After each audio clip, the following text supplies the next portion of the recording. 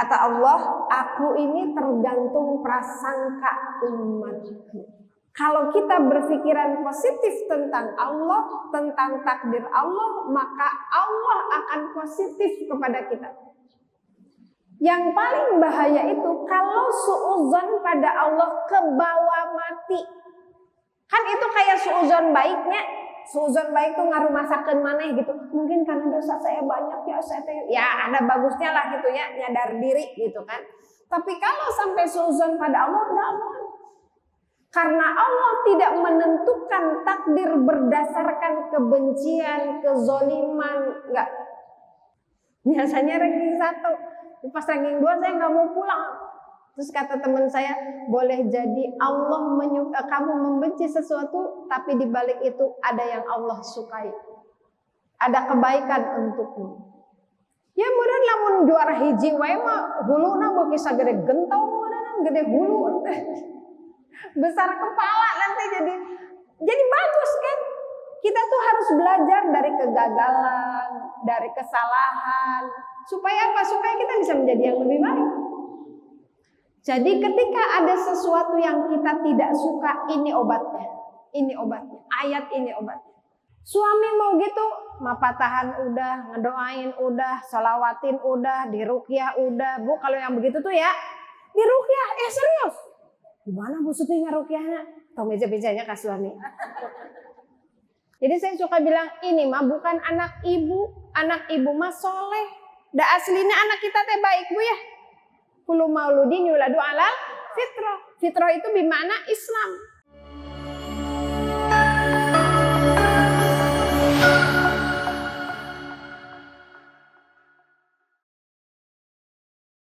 Bismillahirrahmanirrahim. Assalamualaikum warahmatullahi wabarakatuh.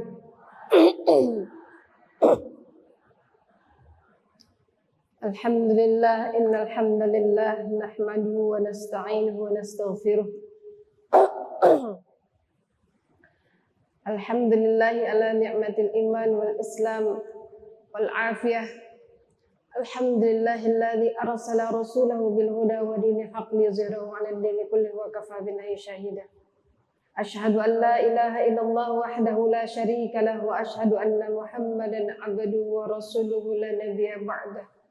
Allahumma salli ala sayyidina Muhammad wa ala ali sayyidina Muhammad kama sallaita ala sayyidina Ibrahim wa ala ali sayyidina Ibrahim fil alamin innaka Hamidum Majid. Rabbi israh li sadri wa yassir li amri wahlul 'uqdatam min lisani yafqahu qawli. Rabbana zidna ilman nafi'an warzuqna fahman. Allahumma arinal haqqa haqqan warzuqna ittiba'ah wa arinal batila batila warzuqna ijtinabah. Rabbana hab lana hukman wa alhiqna bis salihin waj'al lana lisana sidqin fil akhirin. Amin. Alhamdulillah ibu-ibu rahimakumullah, segala puji bagi Allah yang telah memberikan karunia nikmat kepada kita hingga bisa bertemu di tempat yang semoga Allah berkahi siapa saja yang duduk di dalamnya, siapa saja yang menjadi sebab adanya semua kenikmatan ini. Mulai dari tukang bangunannya, tukang karpetnya, tukang yang bikin mejanya, semoga semua Allah berkahi. Kita luruskan niat terlebih dahulu mengawali pekan ini dengan ibadah kepada Allah Subhanahu wa taala. Dibersihkan hatinya, diluruskan niatnya karena boleh jadi ada yang datang ke sini habis nggak enak Bu Sufi diajak terus sama temennya gitu ya. Bisa jadi ada yang ke sini sararangek di imah teh pusing mendingan ke masjid aya meureun kitunya. Ada yang kali mau dapat relasi biar jualan saya tambah laku bareng gitunya. Itu niat-niat tambahan dibersihin, tapi niat awal kita, niat utama kita adalah ibadah kepada Allah Subhanahu wa taala insyaallah. Semoga Allah memberikan keberkahan, konsentrasi, kekhusyuan. Kalau ada yang niatnya kurang lempeng-lempeng tadi gitu ya, semoga Allah luruskan Insya Allah semua niat baik. Walaupun kemarin-kemarin katanya di sini agak heboh ya. Ada juga yang datang ke sini niatnya nggak baik, membuat kemaksiatan di tempat ini. Nauzubillah, semua nauzubillah. Semoga Allah jaga. Ada orang-orang yang memanfaatkan kerumunan hatta di dalam masjid. Lumayan tuh ada keropak banyak beredar, pura-pura masukin terus dikepel sarawu, bisa jadi. Setan bisa aja Bu menggoda gitu ya. Yang asalnya mau khusyuk tiba-tiba jadi nundutan ada. Semoga Allah jaga majelis ini dari orang-orang yang di dalam hatinya ada niat-niat buruk. Semoga Allah berikan hidayah kepada siapapun yang mempunyai niat buruk di majelis ini dan di majelis manapun, insya Allah. Semoga Allah jaga. Ya memang ada aja ujiannya ya Bu ya. Nggak usah disumpahin lah. Barang siapa yang datang ke sini mau berniat jahat, maka mudah-mudahan balik na pengkor gitu, nggak usah lah ya. Karunya, eta mah contoh. Itu mah contoh, nggak usah didoain gitu ya. Tapi ya Allah harianan kebangetan atau gitu Bu ya. Orang lihat ke masjid mau thalabul ilmi, ini mau ngambil untung, mau nipu, mau apa? Nauzubillah summa nauzubillah ya. Semoga Allah jaga. Baik ibu-ibu rahimakumullah. Rasanya lama ya nggak ketemu saya, sebulan ada? Sebulan ya, kemarin kan diganti sama anak saya. Gimana Bu? Cek triokulnya. Ada ini? Kata anak saya waktunya kurang Bu, katanya gitu ya. Merasa ada manfaat nggak dengan materi dari anak saya? Mohon maaf ya Bu, masih belajar, beliau masih belajar. Tapi rupanya ternyata banyak ya. Saya sampai kepikiran kayaknya boleh ya buka TCU, tilawah check up. Ya Bu ya. Jangan cuman badan yang di check up, gening kamari di check up Al-Fatihah aya nu ngagubran. Ya Bu ya. Ternyata Bu Sufi kemarin ada ibu-ibu, anak saya juga mengisi di majelis saya yang lain. Bu Sufi saya baru tahu Bismillah tuh ternyata begitu ya. Oh iya. Alhamdulillah. Seru kali ya Bu ya. Seminggu sekali gitu ada tilawah check up. Hari ini jadwal Al-Ikhlas aja hiji-hiji gitu ya, di check up. Kan ibu-ibu mah kadang-kadang kalau belajar tahsina sok rieuh, Bu Sufi lah teori pusing. Abdi mah hoyong kieu we. Ini Al-Fatihah saya benar atau salah? Anu salahna mana? Ngabenerkeun kumaha? Udah gitulah teorina mah bagian Bu Ustazah we gitu kan. Nanti saya bilang sama anak-anak saya sedikit-sedikit teh surat-surat yang sering dibaca oleh kita lah pada umumnya.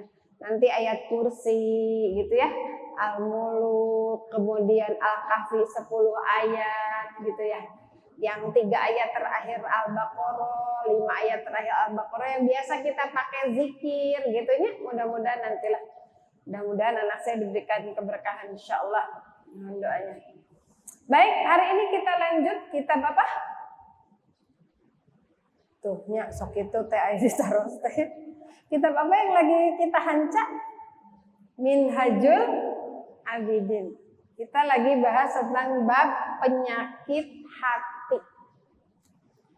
Penyakit hati itu walaupun kemarin kita bahas tentang marah, tentang ujub, tentang riya, tentang apalagi Bu, tentang hasad, tentang hubbul jah, tentang banyak ya kemarin yang sudah kita bahas. Penyakit hati itu bisa kepada manusia, bisa kepada diri sendiri, bisa juga kepada Allah. Hari ini kita akan membahas penyakit hati yang sangat sering melanda kita, bahkan mungkin melanda orang banyak, yaitu tentang su'udzon. Apa Bu? Su'udzon ini ada dua ya, ada su'udzon kepada manusia, ada juga su'udzon kepada Allah. Su'udzon kepada manusia ayatnya udah terkenal ya di dalam surat Al-Hujurat ayat 12. Di surat Al-Hujurat ayat 12 ini Allah mengawali dengan kalimat ya ayyuhalladzina amanu. Wahai orang-orang yang beriman. Dibuka Bu ya ayatnya. Waktu itu saya pernah mengupas ya, apa maknanya kalau sebuah ayat diawali dengan kalimat ya ayyuhalladzina amanu. Kalau nggak salah ada door prize nih hari ini dari Otsen, Neng punten. Ada nggak yang itu dari Ligan? Tadi malam beliau WA saya mau titip door prize untuk jamaah. Ada yang bisa menjelaskan kalau ayat diawali dengan ya ayyuhalladzina amanu maknanya apa? Terjemahannya mah wahai orang-orang beriman gitu ya. Maknanya apa? Cung. Ya. Apa sayang? Menyeru kepada orang beriman. Waktu itu saya menjelaskan 2 atau 3. Ada? Bu Sufi mah pagi-pagi ditita evaluasi, lieur ngaji atuh nggak usah pakai tes-tesan, Insya Allah kalau saya jelaskan mah itu gitu ya. Kalau Allah menyeru ya ayyuhalladzina amanu, artinya yang akan merespon perintah di dalam ayat ini hanya orang beriman. Wahai orang-orang beriman, yang tidak beriman tidak wahai. Kalau saya dipanggil, saya lagi kampanye, lagi demo, lagi di pasar gitu ya misalnya, di belakang ada yang manggil, Bu, saya langsung nengok gak? Kan saya pasti nanya, itu ibu yang mana? Ibu-ibu KB ya. Tapi kalau ada yang bilang ini, Sufi Jatiningsih binti Suntama Panji Purnama, saya langsung ngeliat gak? Langsung pasti saya nolehkan. Kenapa? Merasa terpanggil karena itu gue banget gitu. Jadi kalau ada seruan ya ayyuhalladzina amanu, yang akan noleh, yang akan merespon hanya yang punya iman. Tapi kalau dia nggak ngerasa, dia nggak akan noleh atau ngerasanya cuma sedikit. Misalnya di belakang saya ada yang manggil, Ois yang mana ini teh? Saya mau ngaliut, mau balik badan, takut bukan Ois yang ini gitu kan? Sehingga nolehnya tuh ngasal aja. Tapi kalau dipanggilnya, Sufi Jatiningsih binti Suntama Panji Purnama, saya balik badannya gitu, langsung. Karena itu pasti saya. Kadar iman itu akan menentukan dia nolehnya segimana. Ada, sok hadir, simbat. Biar ibu-ibu tambah semangat. Kalau ada door prize.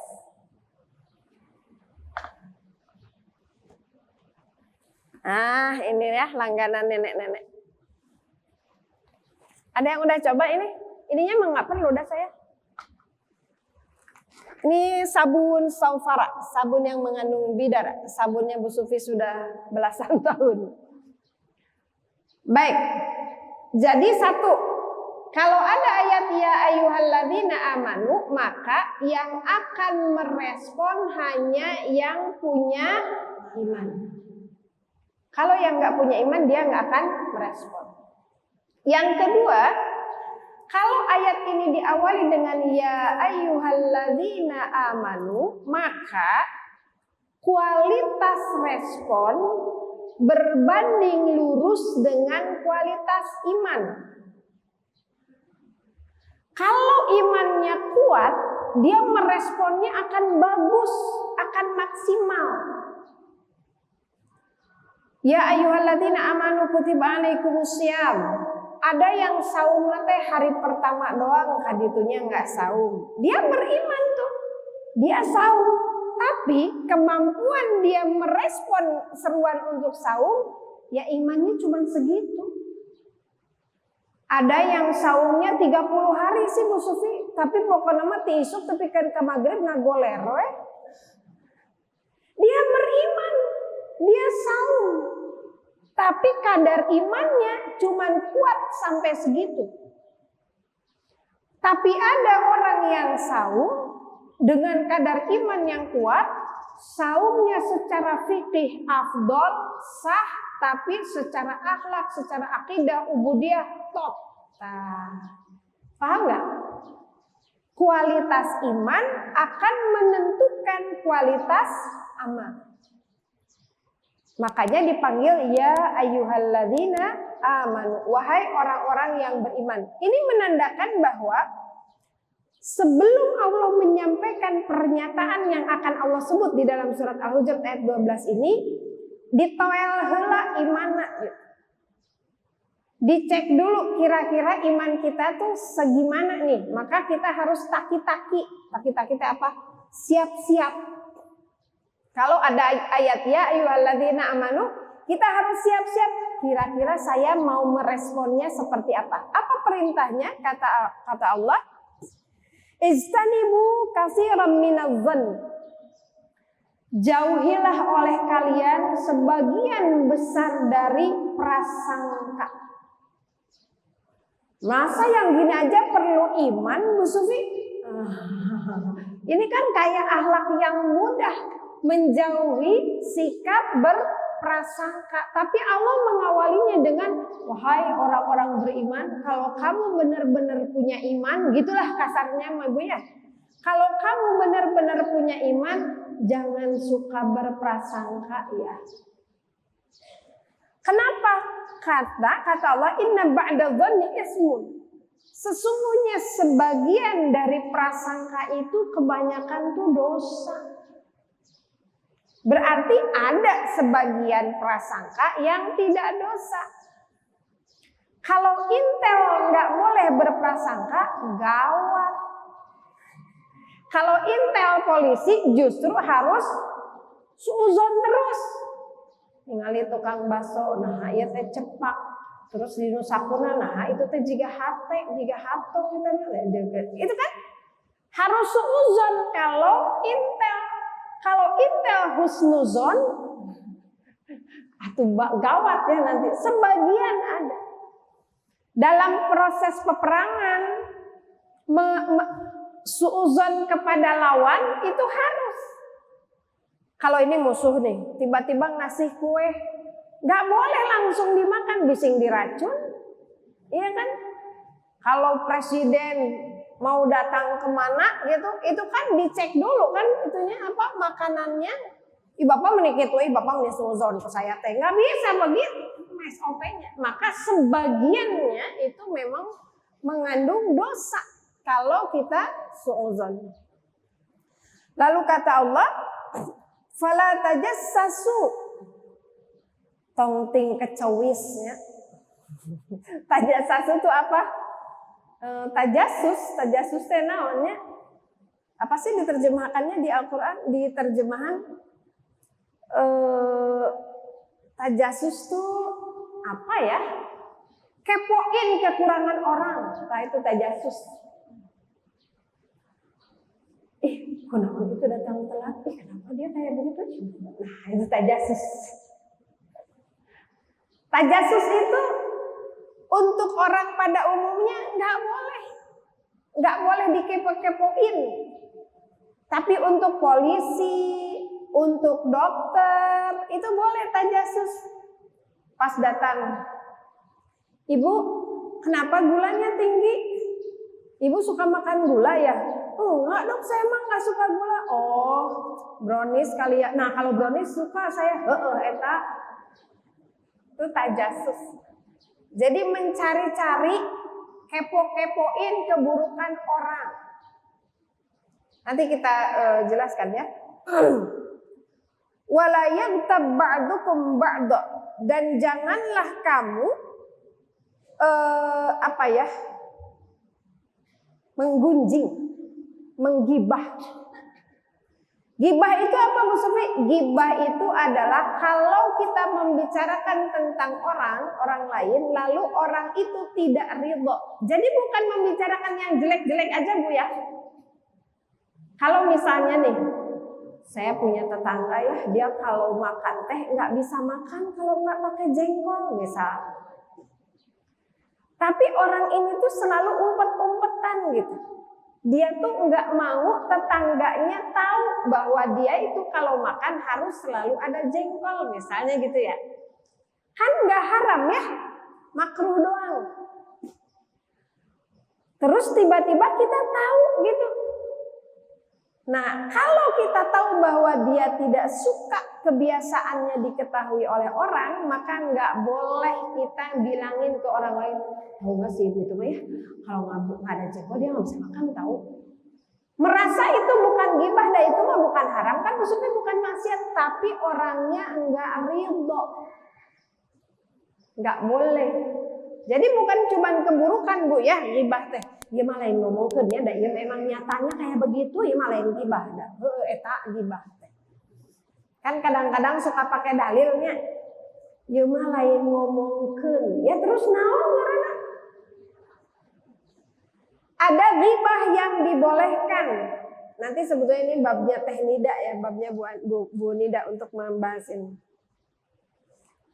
Ghibah itu nggak diperbolehkan, tapi ada yang diperbolehkan ya di kitab Riyadhus Shalihin. Nantilah itu mah kapan-kapan kepo ya, penasaran ya, merasa pengen mencari celah gitu, sugano jadi menang gitu. Tidak boleh ya, tidak boleh menggibah satu sama lain.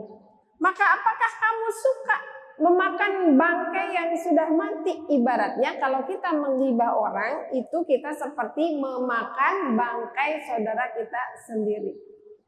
Ternyata eta teh panglezat-lezatna cenah ceuk nu ahli gibah. Sok kajongjonan kalau udah menggibah. Bu, kenapa ini masuk kategori hati? Yang pertama tadi apa? Zon, berprasangka. Berprasangka ini atau cek budak aya nama overthinking. Ya Bu ya. Berprasangka ini merusak hati, Bu. Seorang ulama mengatakan kalau kita mau suuzon kepada saudara kita, siapkan dulu 40 alasan husnuzon.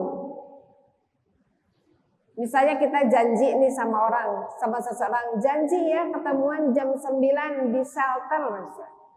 95 menit belum datang terus, maka pikiran kita tuh harus susun, mungkin dia mogok, mungkin dia telat karena sakit, mungkin ke rumah tiba-tiba ada tamu, terus kita berhusnuzon sampai 40 pikiran husnuzon, baru yang ke 41-nya pekrek suuzon ge. Karena berpikir positif ini secara psikologis ya, secara kesehatan tubuh kita itu jauh lebih bermanfaat ketimbang kita berpikiran negatif. Coba kalau kita berpikiran negatif, jika ada sesi tengah hajanya jalir janji kayaknya tuh sengaja biar nungguin saya kesal di sini. Oh terus makin rungsep, udah mah panas, kesel nungguin lama, pikiran kitanya ini, hati kita dongkol, tensi naik, sirah riut. Udah we berpikir positif. Jadi tidak usah berpikir negatif, kalaupun tapi benar tahu Bu Sufi ini mas saya mah bukan suuzon, ternyata benar kejadian. Ya terus apa untungnya? Misal gitu ya, oh tetangga teh punya mobil, kok baru di PHK tapi punya mobil geuning. Jangan-jangan jagain lilin tuh. Ternyata benar terbukti jagain lilin. Terus untungnya kita apa? Nggak ada untung kan? Kalaupun suuzon kita terbukti, untungnya kita apa? Nggak ada. Sugan gitu ada yang ngasih piala citra, terima kasih gitu ya, ramalan Anda berhasil. Nggak ada. Nah ini suuzon kepada manusia aja udah begitu, apalagi kepada Allah. Kata Allah, aku ini tergantung prasangka umatku. Kalau kita berpikiran positif tentang Allah, tentang takdir Allah, maka Allah akan positif kepada kita. Ini saya baru dapat hadis qudsi Bu ya, Masya Allah, ya Allah bacanya tuh Masya Allah. Luar biasa. Hadits qudsi ini kebanyakan orang itu suuzon kepada Allah itu tentang takdir yang beliau kita tidak suka. Ya kan? Misalnya jatuh rugi, usahanya jadi bangkrut, dagangannya enggak laku, kita ditipu orang, kita dizolimi orang. Suka ada tuh pikiran di dalam hati kita, kenapa ya Allah, saya teh padahal sholat 5 waktu, sunnah rawatib, tahajud juga, duha juga, kenapa saya diginiin ya Allah? Suka ada yang pikiran begitu? Kadang-kadang. Sholat, saum, ibadah apapun tidak ada hubungan otomatis dengan takdir baik menurut kita. Kalau ibadah itu otomatis akan membuat orang itu otomatis benghar, otomatis bahagia, otomatis sukses. Kira-kira yang paling bahagia, yang paling benghar, yang paling sukses harusnya siapa? Rasul lah. Iya kan? Jadi ketika ada yang mengatakan, saya mah sanggup Bu Sufi rek sholat deh, itu ada nih yang begini. Kata saya, emang kenapa Bu gak mau sholat? Abis saya udah sholat, saya miskin aja, emang sholat biar kaya? Kalau sholat supaya kaya, harusnya yang paling kaya itu adalah Rasul, bukan Abdurrahman bin Auf. Iya kan? Ini hadisnya Bu, Masya Allah. Hadis ini banyak pesannya ya, dari Allah Subhanahu Wa Taala. Ini hadis qudsi. Hadis qudsi itu teksnya dari Rasul, kontennya atau substansinya dari Allah. Kita baca hadisnya. Ya Allah. Mana tadi sebentar.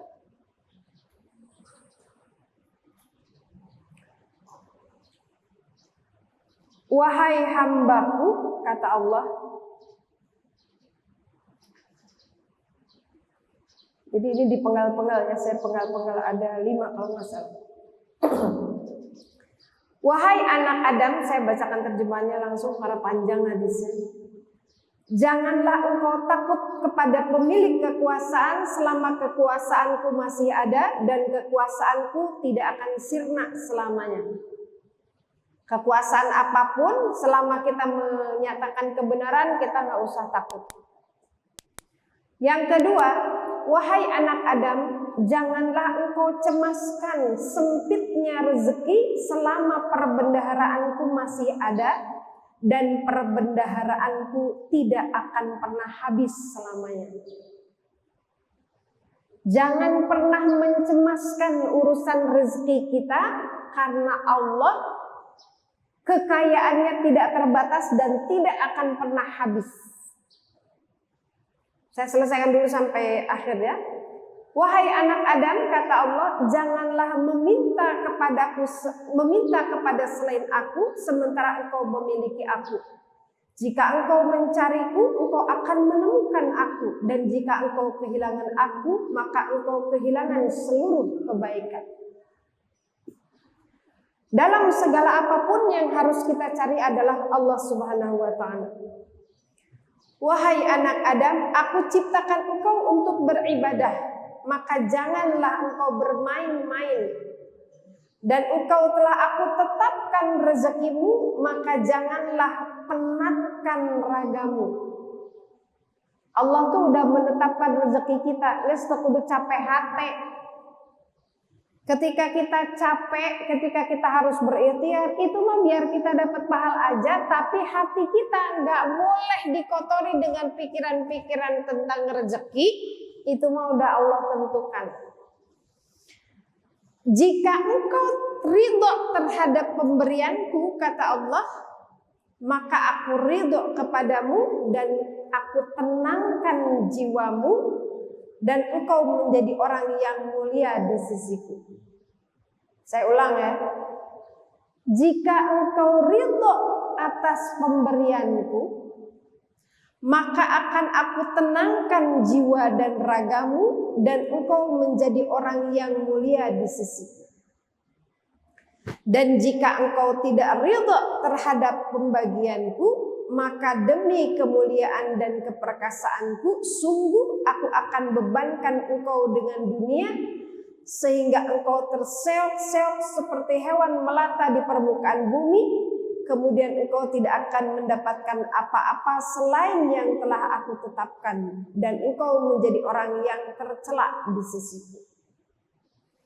Jadi kalau kita mendapatkan sesuatu rezeki dari Allah, rezeki itu nggak harus duit ya. Kadang kita dikasih rezeki itu sakit, kadang kita dikasih rezeki itu tetangga yang tidak solih, kadang kita dikasih rezeki itu ditipu orang kan gitu. Kalau kita ridho dengan ketentuan Allah itu, maka kita akan ditenangkan hatinya oleh Allah. Dan kita akan menjadi orang yang mulia di sisi Allah. Tapi sebaliknya kalau kita tidak ridho, kenapa sih Allah tuh begini sama saya? Maka kita akan menjadi orang yang terus mengejar dunia sampai kita kelelahan, sampai kita kecapean. Lalu Allah tidak menganggap kita di sisinya, dan Allah hinakan kita di sisinya. Na'udzubillah. Kenapa?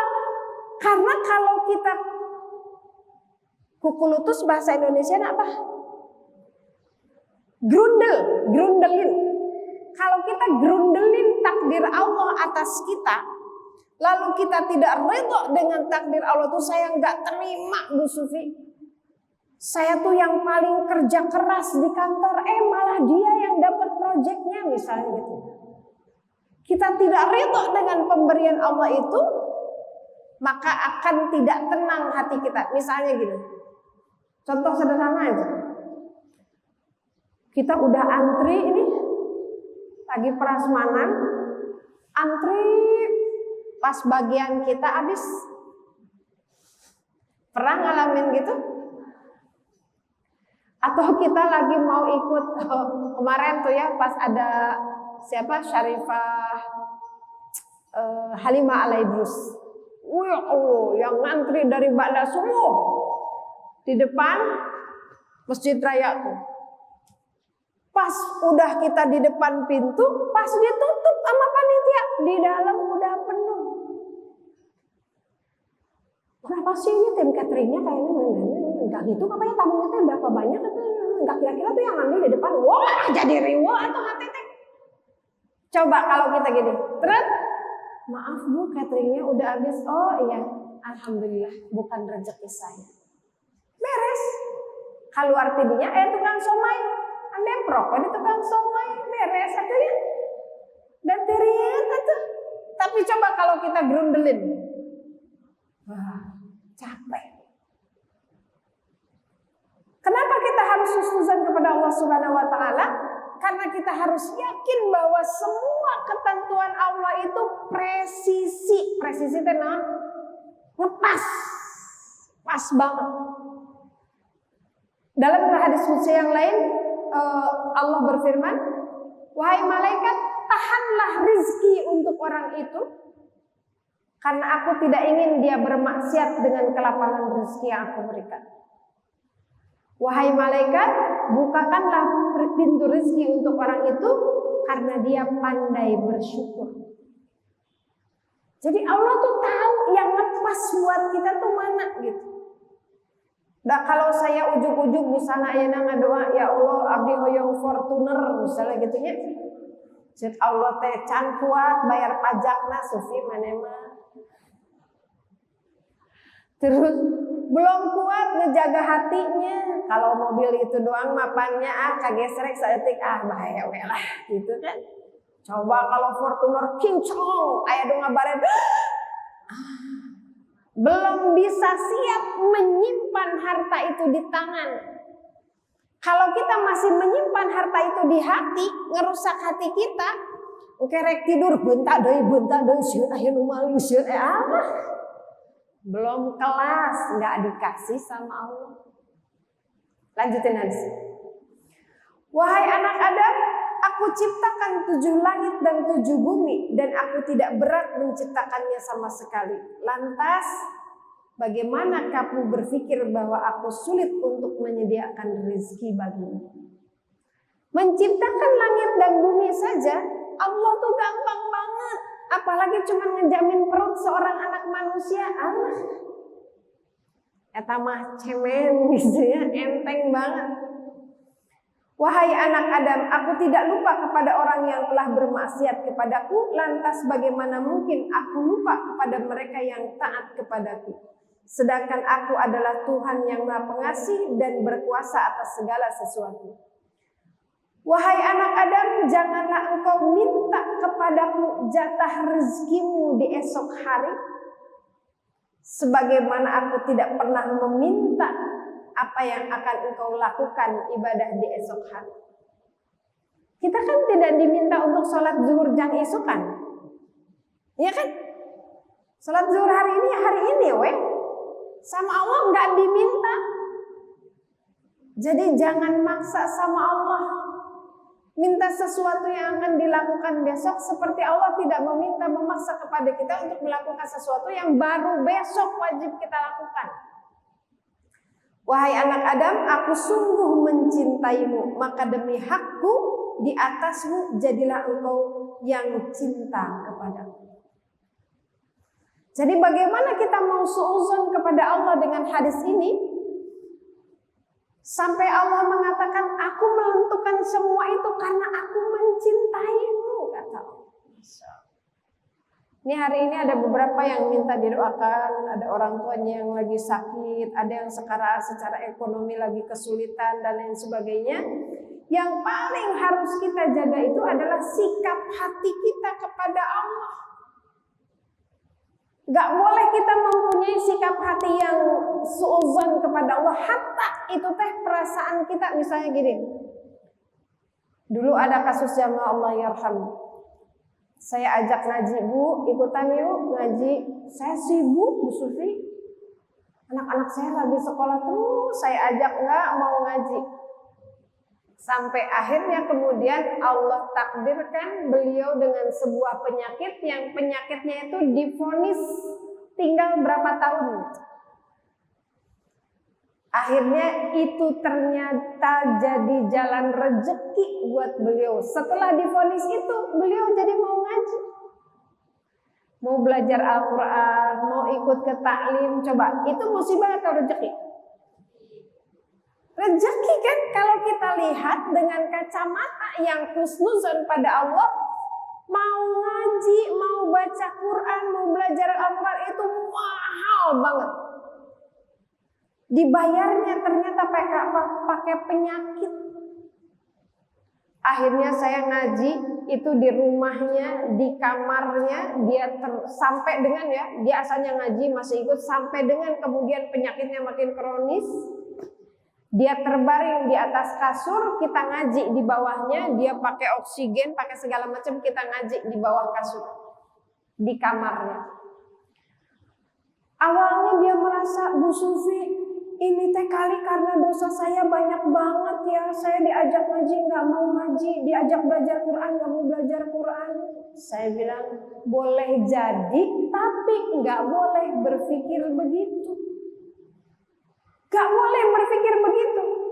Coba apa untungnya kalau kita berpikir seperti itu? Padahal kalaupun begitu kan udah istighfar, udah tobat, Allah sudah ngampuni dosanya insya Allah. Saya bilang gak boleh berpikir begitu. Berpikirlah ini cintanya Allah. Kan tadi di hadis yang tadi, aku mencintaimu kata Allah. Dengan segala ketentuan Allah atas hidup kita, aku mencintaimu kata Allah. Saya bilang inilah cintanya Allah.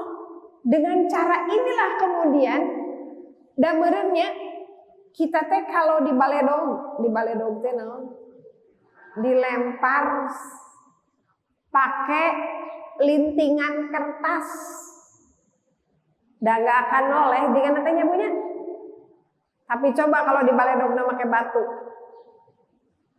Begitu mungkin cara Allah supaya kita noleh. Selama ini ditepuk-tepuk pakai rupiah nggak noleh, ditepuk-tepuk pakai yang nikmat nggak noleh. Harusnya kan oleh alhamdulillah ya Allah saya diberi rezeki yang banyak, anak saya begini, pekerjaan saya, gaji saya tinggi dan lain sebagainya. Harusnya kan oleh. Ternyata enggak oleh. Ya udah cingan dikepruk, ditoel pakai penyakit. Ternyata benar pas ditoel pakai penyakit dia balik kanan menoleh sama Allah. Dibandingkan yang sehat ketika ngaji, yang ini baru berapa juz, dia juznya udah banyak. Kita nggak tahu, kita mau sibuk ngapain, dia mah ada di kasur terus. Saya bilang jangan lepas zikir ya. Udah nggak kehitung kali itu zikirnya berapa ribu. Sampai akhir hayatnya, saya bilang dia meninggalkan anak 2 orang, suaminya sudah meninggal lebih dulu. Jadi begitu dia punya penyakit divonis, waktu itu kalau tidak salah saya ingat bulan September tahun sekian, meninggalnya di bulan Agustus. Gimana nanti anak saya, Bu Sufi? Seberat itukah dosa saya sampai saya tuh begini? Gak boleh suuzon sama Allah. Allah tuh yang punya harta kekayaan seluruhnya. Kita tuh cuma keran doang. Reservoirnya mah Allah. Kita mah keran doang. Nanti ketika kerannya ini mati akan Allah kucurin lewat keran-keran yang mana yang Allah sukai. Yang paling bahaya itu kalau suuzon pada Allah kebawa mati. Kan itu kayak suuzon baiknya. Suuzon baik tuh ngaruh masakan maneh gitu. Mungkin karena dosa saya banyak ya, ya ada bagusnya lah gitu ya, nyadar diri gitu kan. Tapi kalau sampai suuzon pada Allah enggak boleh. Karena Allah tidak menentukan takdir berdasarkan kebencian, kezoliman, enggak. Allah tuh enggak begini. Saya kasih sakit orang itu kesebelen sudah saya tanah. Enggak akan begitu. Kalau manusia mungkin begitu ya. Saya gini biar dia gitu habis dia mah kesebelen. Allah mah enggak. Semuanya atas dasar cinta. Kalau suuzon pada Allah itu dibawa mati dalam sebuah hadis disebutkan, maka orang yang suuzon pada Allah ketika sakaratul maut di ujung hidupnya, maka dia mati dalam keadaan su'ul khatimah. Nauzubillah min dzalik. Pentingnya husnuzon kepada Allah. Udah pokoknya positive thinking aja. Kenapa yang sakit? Oh mungkin dosa saya teh banyak. Alhamdulillah ya Allah dikasih sarana untuk merontokin dosa. Tapi sakit Bu Sufi, ya Allah capek bolak-baliknya. Ya begitulah kalau kita mau dirontokkan dosanya. Ya Allah terima kasih ya dosa saya teh banyak. Tangan saya begini, kaki saya begini, ada seterusnya. Kenapa ya saya teh ditipu? Padahal saya teh zakat udah, sedekah udah. Oh mungkin Allah tuh nggak mau harta ini menyesatkan saya. Bisa jadi kalau harta ini dikasih ke saya tuh jadi nggak inget sholat, jadi nggak inget ngaji, nggak mau lagi ke taklim. Kan lamun toko rada sepi banyak, sepi nanti jam 12 gitunya ngaji lah gitu. Coba lamun rame nanti jam 8, dah muakat dia meureun ka toko heula we. Jadi berpikir positif terus itu yang menguntungkan kita, dan ketika kita berpikir positif kepada Allah, tadi kata Allah apa? Kitanya ridho, kita dibikin tenang. Kalau kata suami saya malah paling ujung-ujungnya maut. Ya kan? Kenapa semua sekarang kita pada ketakutan? Ujung-ujungnya karena kita takut mati. Saya pusing Bu Sufi, ya Allah bisnis saya teh meninggal ini, duit saya cuma segini-gini. Sieun naon? Sieun teu bisa makan. Lamun teu makan, kalamun maot kumaha? Ujung-ujungnya itu manusia tuh wahan, cinta dunia dan takut mati. Maka suuzon kepada Allah itu harus betul-betul dijaga, jangan sampai mengotori hati kita. Itu penyakit hati yang paling berbahaya. Karena kalau suuzon kepada Allah berarti kita tidak mengimani sifat-sifat Allah. Allah itu Ar-Rahman, Ar-Rahim. Coba kemarin dijelasin nggak sama Teh Maryam? Kenapa makna Bismillahirrahmanirrahim? Dengan nama Allah yang Maha Pengasih, Maha Penyayang. Pengasih itu Allah kasih ke semua orang, nggak pandang bulu. Mau dia muslim, mau kafir, mau murtad, mau apa, semua Allah kasih.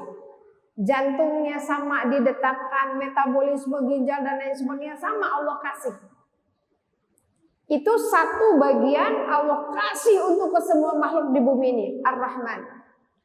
Tapi Ar-Rahim, 9 bagian dari kasih sayangnya Allah berikan khusus kepada orang-orang beriman. Sebagian besarnya Allah berikan nanti di akhirat. Kebayang nggak? Kita memulai sebuah pekerjaan dengan keyakinan bahwa saya ini bekerja dengan menyebut nama Allah yang pengasih penyayang. Kalau misalnya kita diajak, Bu Sufi yuk kita shopping. Misalnya Bu Dewi ngajak saya shopping. Kemana Bu Dewi? Ke Singapura. Terus saya tuh tahu saldonya tuh unlimited. Misalnya gitu ya. Ini berapa Bu jatah saya? Unlimited Bu. Kira-kira saya jom-jom gak? Balanjana mau neangan bandrol tanya. Gak akan melihat bandrol. Allah itu kasih sayangnya tidak terbatas. Maka ketika kita mengerjakan sesuatu, walaupun sesuatu itu menakutkan kita, berat buat kita, yakin di belakang kita ada Allah yang Maha Pengasih. Kalau kita berasa bahwa di belakang kita ada Allah yang Maha Pengasih, Maha Penyayang, kira-kira apa yang membuat kita gentar menghadapi hidup ini? Kemarin ada yang curhat ke saya, Bu Sufi, saya takut hidup mati atau kata saya. Kalau takut hidup, kata saya emang gak takut mati. Terus lamun takut hidup tapi takut mati, terus mereka mana? Kata saya udah dinikmati aja. Soalnya saya tuh baru sadar ternyata dosa saya tuh banyak banget. Alhamdulillah. Itu nikmat saya bilang. Ibu merasa bahwa ibu tuh banyak dosa banget. Alhamdulillah. Coba kalau gak ngerasa. Iya kan? Saya bilang itu udah nikmat dari Allah. Bersyukur sama Allah ibu dikasih hidayah bahwa ibu banyak dosa. Udah kata saya sok ibadah ke taklim. Justru itu Bu Sufi, saya tuh mau ibadah tuh merasa enggak layak. Kata Allah dalam surat Az-Zumar, kamu jangan berlebihan mencela dirimu sendiri. Gak boleh. Allah tuh udah ngampuni. Terus kita sendiri tidak mengampuni diri sendiri. Padahal yang berkuasa atas dosa dan pahala itu kan Allah. Saya bilang gak boleh berlebihan. Karena Allah itu mengampuni dosa-dosa kita sebesar bumi dan langit pun Allah ampuni. Makanya Allah tuh Al-Ghafur, Al-Ghafar, Ghafir. Apa bedanya Ghafur sama Ghafar? Buka gara catatan anak ayat pasti. Udah saya jelasin ya teteh.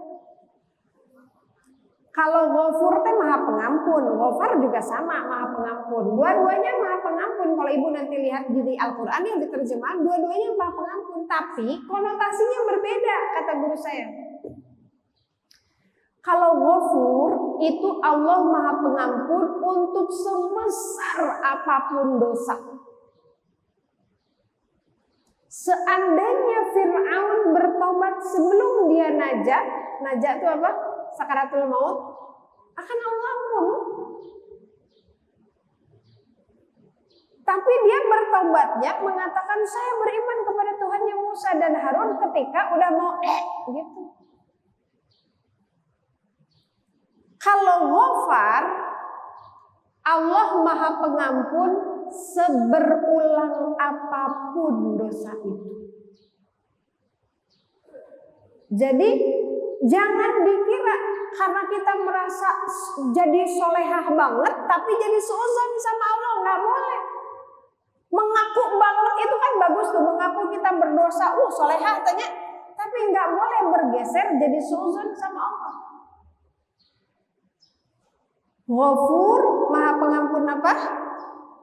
Sebesar apapun dosa.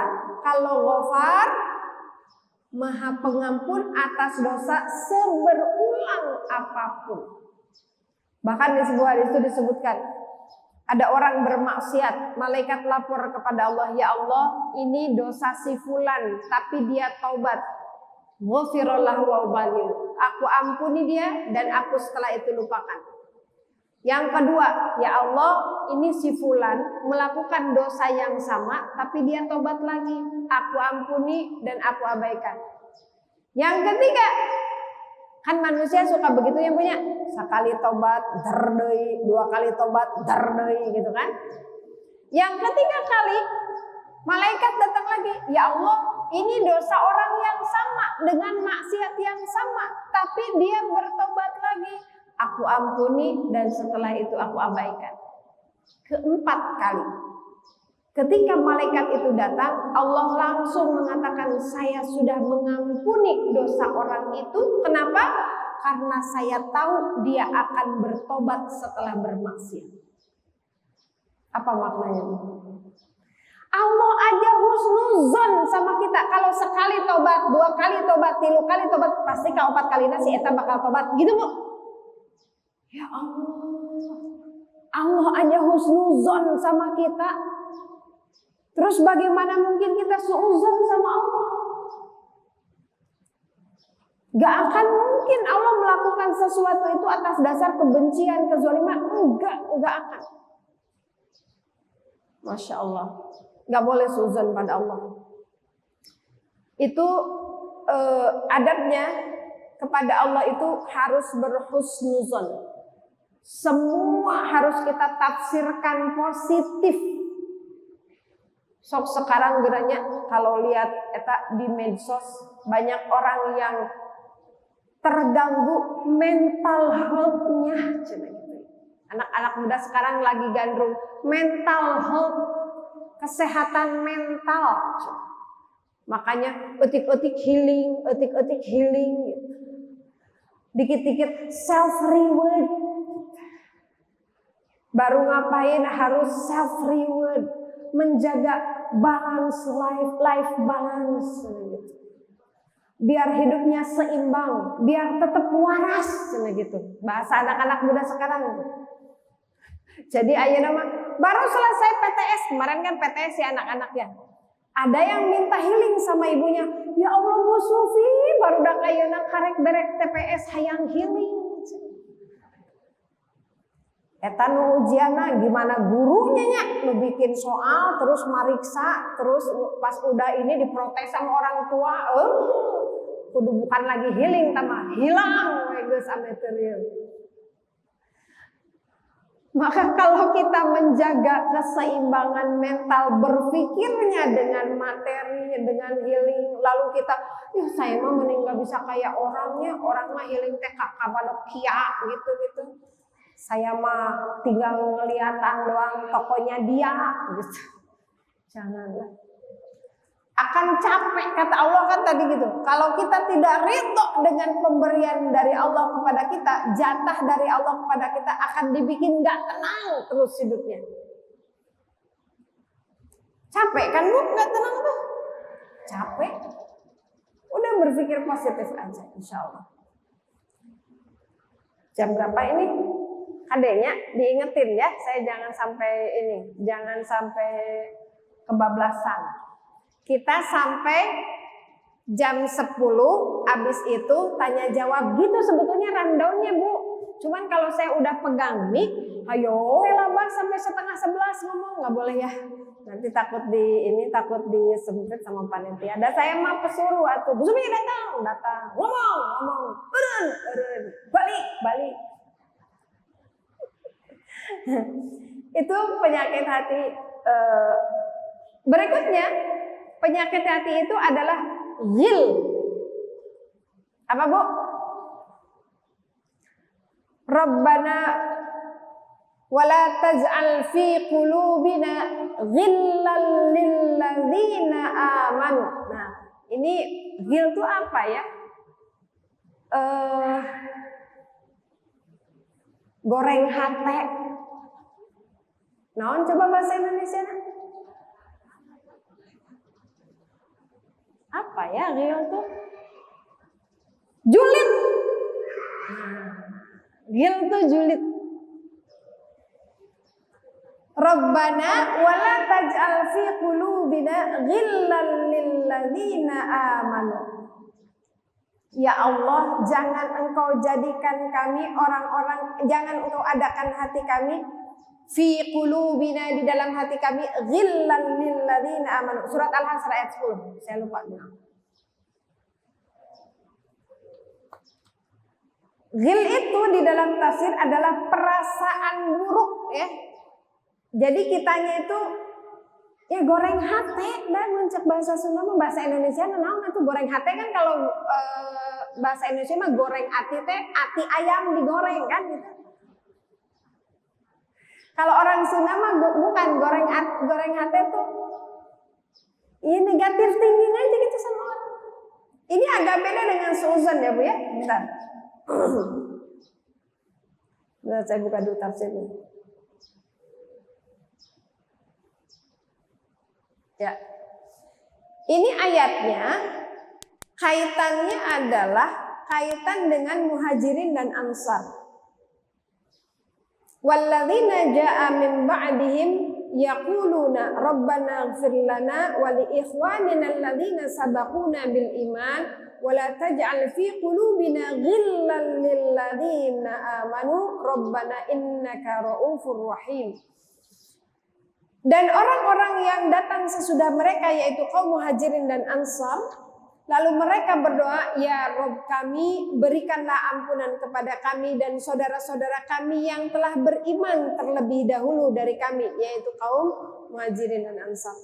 Dan janganlah engkau membiarkan kedengkian dalam hati kami terhadap orang-orang yang beriman. Ya Rabb kami, sesungguhnya engkau maha penyantun lagi maha penyayang. Di sini diterjemahkan punten. Kalau ibu ada yang pegang terjemahan, diterjemahannya apa coba? Ghil itu diterjemahkannya apa di situ? Di Al-Quran sini apa ya? Coba lihat. Ghil itu sebetulnya bukan dengki ya. Kalau dengki itu hasad. Cuman memang bahasa Indonesia teh heurin. Heurin teh apa? Sempit gitu ya. Mau diterjemahkannya apa? Di terjemahan ibu diterjemahinnya apa Bu? Ada yang terjemahan lain nggak selain dengki? Coba di sini apa nih ya? Di sini diterjemahkannya adalah sama kedengkian. Kalau dengki itu hasad bahasa Indonesia, bahasa Arabnya. Kalau ghil itu begini, ya lebih tepatnya mungkin negative thinking gitu ya. Itu tuh penyakit hati. Ghil itu sebelum orang suuzon, nah itu ghil. Kenapa kita meminta kepada Allah supaya kita dijauhkan dari ghil? Wala taj'al fi qulubina ghillan. Kepada siapa? Kepada orang beriman. Jadi ghil ini kepada orang beriman. Apa ya, susah saya ngejelasinnya. Orang gak akan suuzon sama orang lain kalau dia gak punya ghil di dalam hatinya. Lintasan-lintasan hati yang kurang baik, nah itulah ghil. Di luhur nana, di atas itu suuzon. Allah gak mengajarkan kepada kita Rabbana wala ta'jal fi qulubina suuzon gitu. Kenapa?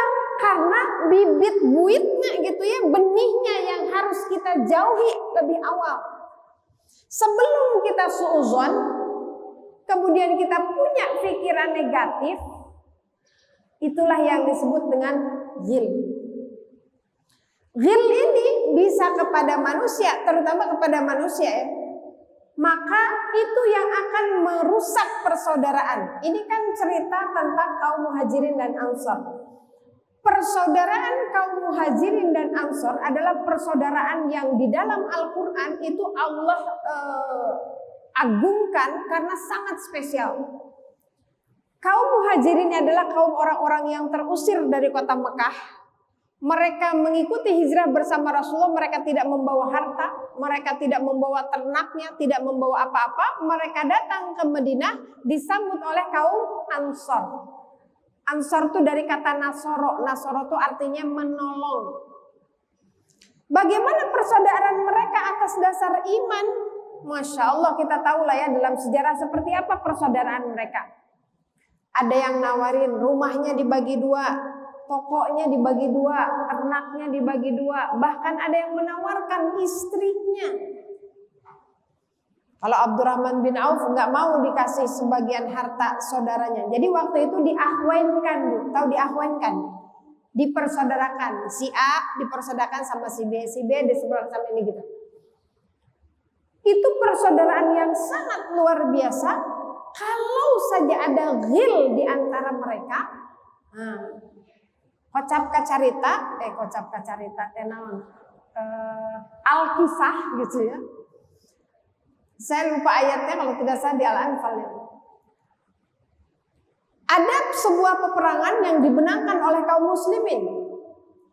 Peperangan itu kemudian ghanimahnya, rampasan perangnya oleh Rasul semua diberikan kepada kaum muhajirin. Diberikan. Kira-kira gimana perasaan kaum Ansor? Saya yang nolong, malah dia yang dikasih. Harusnya mah dibagi dua kek, gitu. Nah, itu ada ternyata. Perasaan negatif itu ada. Lalu sampai ke telinga Rasulullah SAW. Apa kata Rasul? Aku tidak mau merusak kemuliaan kaum Ansar yang udah jelas-jelas terbukti tuh dipuji sama Allah, saking totalitasnya menolong para kaum muhajirin, dipuji oleh Allah di dalam Al-Quran. Maka ketika ada ghanimah itu kan harta rampasan perang itu biasanya berupa harta benda ya Bu ya. Ya perbekalan, sembako, bisa jadi emas, unta, kambing dan seterusnya. Itu tuh adalah urusan dunia. Maka Rasul nggak mau dunia itu kemudian mengotori keikhlasan, mengotori niat baik yang sudah ditujukan oleh kaum Ansar. Karena boleh jadi ketika itu diberikan kepada kaum Ansar, ketika nanti disuruh nolong lagi, berpikirnya, tolong lagi, siapa tahu nanti Rasul dapat ghanimah lagi, kita dapat lagi, kan itu nauzubillah. Maka perasaan negatif itu yang disebut ghil. Dari ghil inilah kemudian kita bisa suuzon, kita bisa hasad, kita bisa dengki, itu dari ghil. Maka yang diajarkan oleh Allah kepada kita, meminta kepada Allah dijauhkan dari ghil, bukan dari suuzon, bukan dari hasad. Karena suuzon dan hasad sumbernya dari ghil.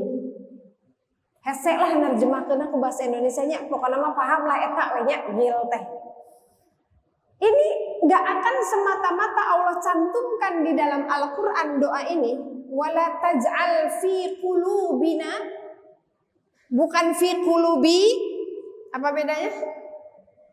Di dalam hati kami, bukan di dalam hati saya. Karena ghil ini berkaitan dengan orang lain. Ghil ini bisa jadi masalah kalau satu sama lain. Ini ada sekelompok orang, misalnya 10 orang bestian.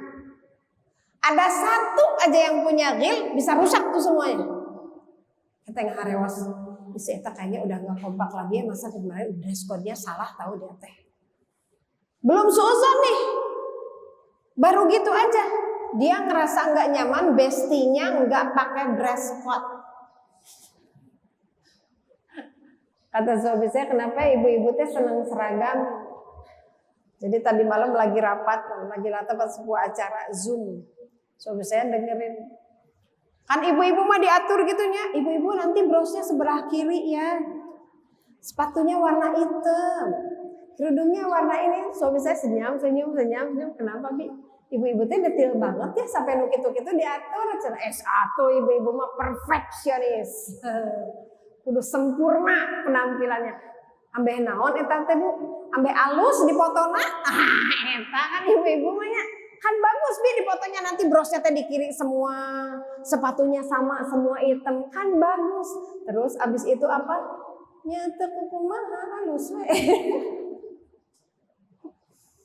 Ketika dia merasa tidak nyaman karena bestinya nggak seragam, belum sampai suuzon nih, maka kalau perasaan tidak nyaman itu diterusin, jangan-jangan dia udah nggak ini lagi sama kita, jangan-jangan dia mau keluar, jangan-jangan, ayo, jadi suuzon. Nah itu, makanya udah berpikir positif aja selama kita dalam keadaan normal. Ada kalanya kita harus berpikiran negatif, ada kalanya pada sekali lagi pada profesi tertentu. Kalau kita tidak berpikiran negatif, tidak punya ghil, kita bangun jam 3, terus ada yang ketrak-ketrek di jendela, terus nggak boleh ghil kan kata Bu Sufi juga, bising jadi suuzon.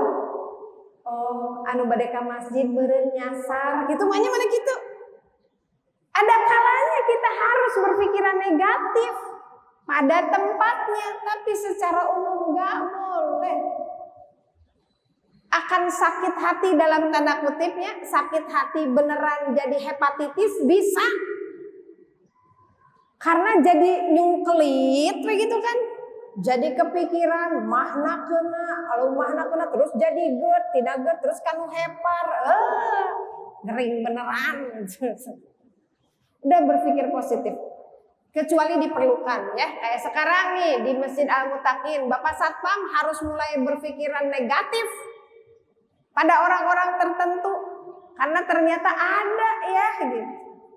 Kayak saya ke pasar Anyar, terus kata penjaganya, Bu, tasnya dikedepanin Bu, karena dia udah tahu ada ibu-ibu yang tiap hari bolak-balik ke situ suka mepet-mepet pembeli, dia udah tahu itu masuk suuzon nggak?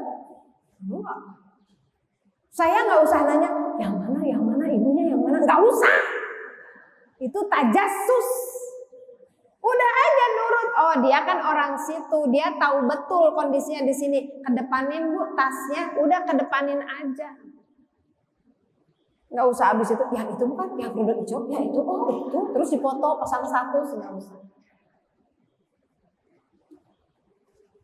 Ada kalanya kita memerlukan ghil itu suuzon itu pada kondisi-kondisi tertentu. Tapi secara umum nggak boleh suuzon, nggak boleh ghil. Apalagi penyakit hati yang merusak iman kita. Ini hari ini kita membahas tentang penyakit hati khususnya kepada Allah Subhanahu wa taala. Penyakit hati yang berikutnya adalah tidak ridho. Tidak ridho. Ini berkaitan ya, suuzonnya tidak ridho itu berkaitan. Tidak ridho itu nanti lawannya qanaah. Apa Bu? Qanaah. Kita nggak ridho, saya nih Bu Sufi sarjana lulusan terbaik, masa saya nggak diterima? Lalu kemudian Allah mentakdirkan lain tidak sesuai dengan harapan kita tidak ridho kepada Allah. Itu penyakit hati yang sangat luar biasa berbahaya. Lalu kalau kita tidak ridho atas ketentuan Allah, ketentuan mana yang mau kita kejar? Karena kalau kita tidak mengikuti ketentuan Allah, pasti kita akan mengikuti ketentuan hawa nafsu, baik itu hawa nafsu kita atau hawa nafsu manusia lain. Saya kan pernah ngajarin doa ya. Allahumma radini biqadaika wa barik li fima qudira li hatta la uhibbu ta'khiru ma ajalta wa la ta'jilu ma akharta. Udah? Tulis aja lagi Bu Sufi, nggak apa-apa mengulang ilmu, maaf tuh. Allah juga mengulang-ulang ayat di surat Ar-Rahman. Masa Bu Sufi nggak mau mengulang doa di pengajian? Pakai dalil lah tuh Bu. Allahumma radini biqadaika. Ya Allah, jadikan aku ridho dengan segala ketentuanmu. Kata Allah, ketentuannya sholat zuhur teh 4 rakaat. Gak usah ngedumel, kenapa ya araranehnya kudu nama sholat anu banyak teh atau sholat subuh tanaga urang keur bedas keneh. Kenapa ya Allah teh menentukan ada poligami segala? Kenapa atau Allah teh menentukan ada zakat 2,5%? Terus kalau airnya air tada hujan jadi 5%. Kenapa kalau hadiah harus 10%? Loba amat coba, lamun orang menang undian 1 miliar berarti 100 juta tak? Tidak ridho pada ketentuan Allah. Ridho pada ketentuan Allah itu membuat kita ringan menjalankannya. Kalau pakai logika, kan sih benernya kudu nama sholat subuh 4 rakaat nya. Orang seger kene, jag-jag kene gitunya. Ini mah kalahkah sholat zuhur 4 rakaat qobliyah, 4 rakaat zuhur, 4 rakaat ba'diyah, 12 rakaat. Tapi kalau untuk orang yang ridho dengan ketentuan Allah, dilaju malah sholat subuh qobliyah wungkul gak ada ba'diyah ngan 2 rakaat deh. Kalau kita pakai logika, udah itu memang ujian ketaatan. Ba'da isya 2 rakaat, sholat isya 4 rakaat, padahal baterai orang udah tinggal 5 watt. Udah tinggal gitu. Radini biqadaika. Udah ditentukan sama Allah, kita tuh lahirnya dari ibu anu, bapak anu, orang dinya gitunya. Gak usah kukulutus, kenapa saya teh gak dilahirkan di Uzbekistan gitunya, jadi garulis tapi tinggi, putih, mancung. Ya mah udah pendek, hidung, pesek deh juga Bu Sufi gitu. Udah radini biqadaika, tenang weh, da ka surga mah moal diukur tinggi badan atunya. Wa barikli fima qudirali. Tulis ya teh. Karunya da ibu udah nyatet atuh bising pinuh teuing ke catatanana. Saya teh duduk terusnya karuya ka kameramen Bu kudu kuah kieu tah. Jadi teh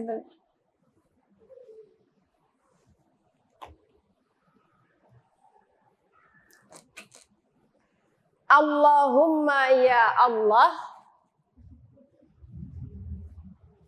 radini biqadaika.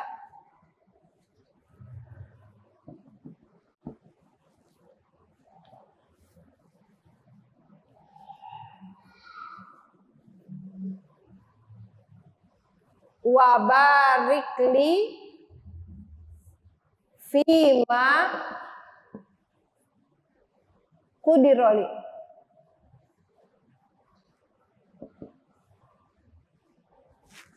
Allahumma ya Allah.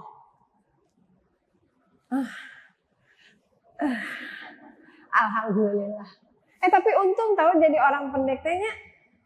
Pas mau ke Hajar Ahwad tinggal nyelek karena kelekna orang Nigeria, set asli. Biqadaika wa barikli fima qudirali.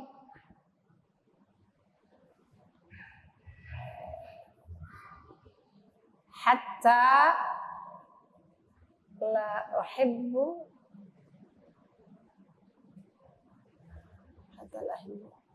hatta la uhibbu ta'khir ma'ajata. Ta'jilu ma akharta.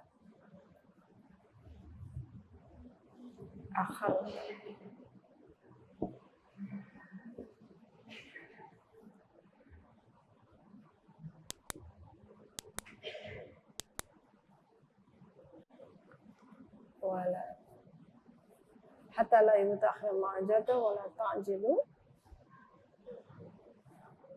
wala ta'jilu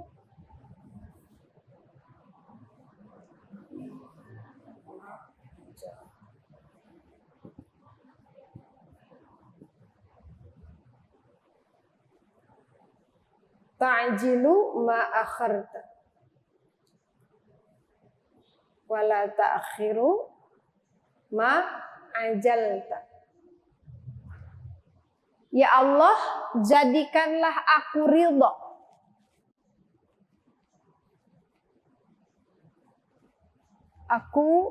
ridho dengan ketentuanmu.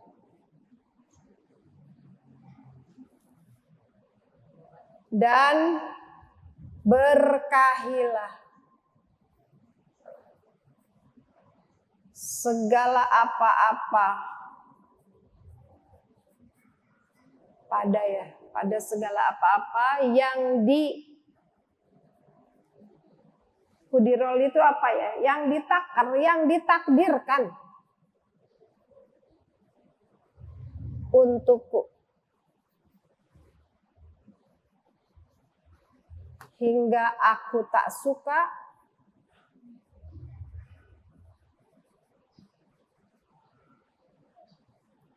menyegerakan apa-apa yang kau tangguhkan.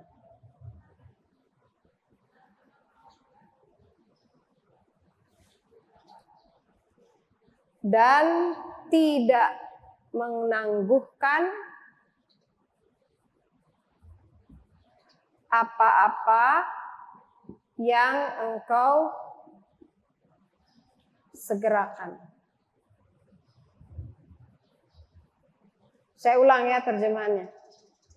Allahumma ya Allah, radini, jadikan aku ridho biqadaika, dengan segala ketentuanmu, wabarikli, dan jadikanlah keberkahan untukku, fima kudiroli, pada segala sesuatu yang engkau takdirkan untukku, yang ditakdirkan untukku, sehingga aku tidak menyukai untuk menyegerakan apa yang engkau akhirkan, atau mengakhirkan apa yang engkau minta segerakan.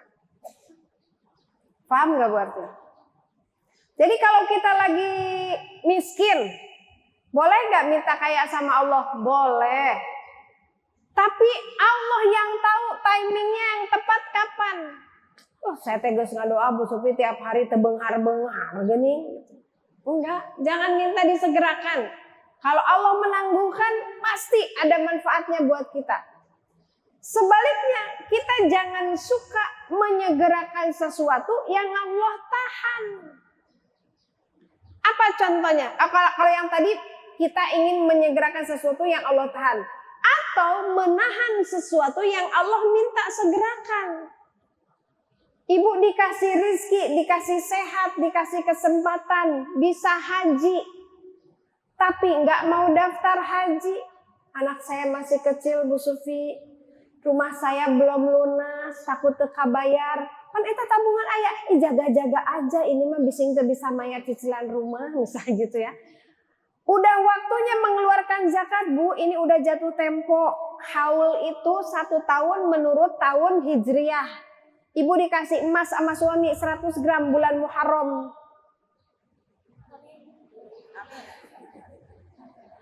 Itu palercaya ke suaminya.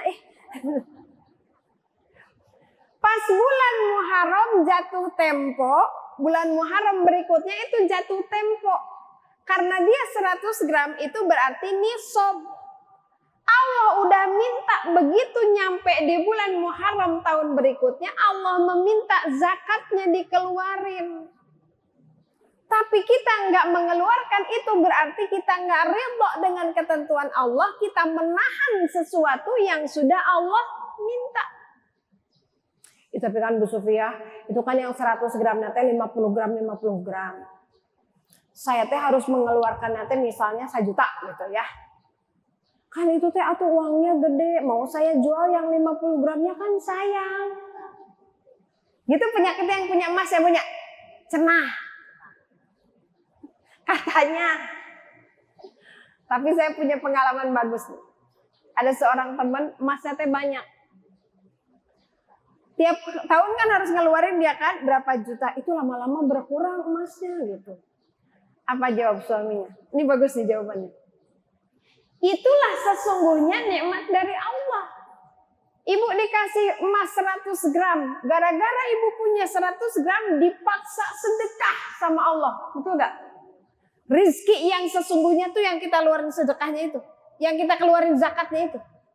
Yang 100 gramnya belum tentu jadi milik kita. Buah mak kitanya keburu mati. Iya kan? Buah mak besok ada yang nyuri. Kita gak tahu.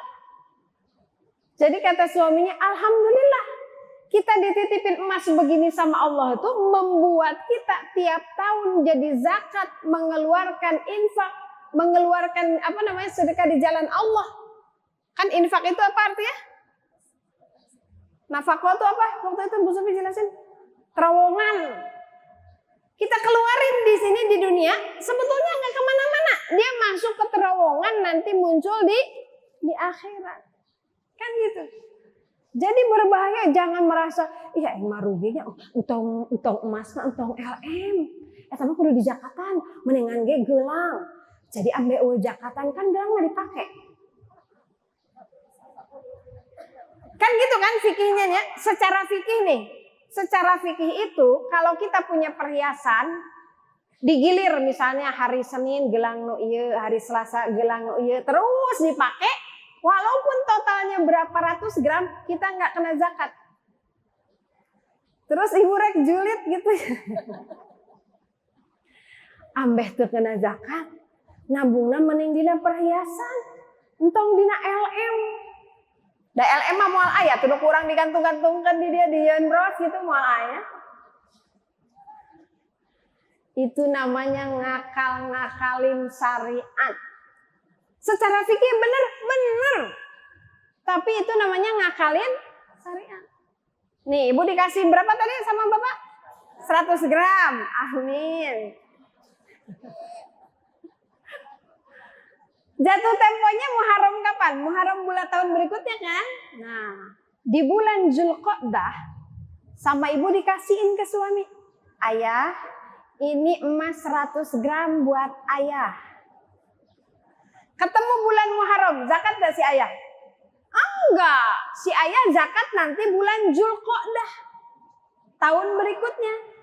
Bulan Syawal sama si ayah dikasihin lagi ke ibu. Ibu, ini emas 100 gram buat ibu. Ketemu bulan Zulqa'dah, si ibu harus zakat gak?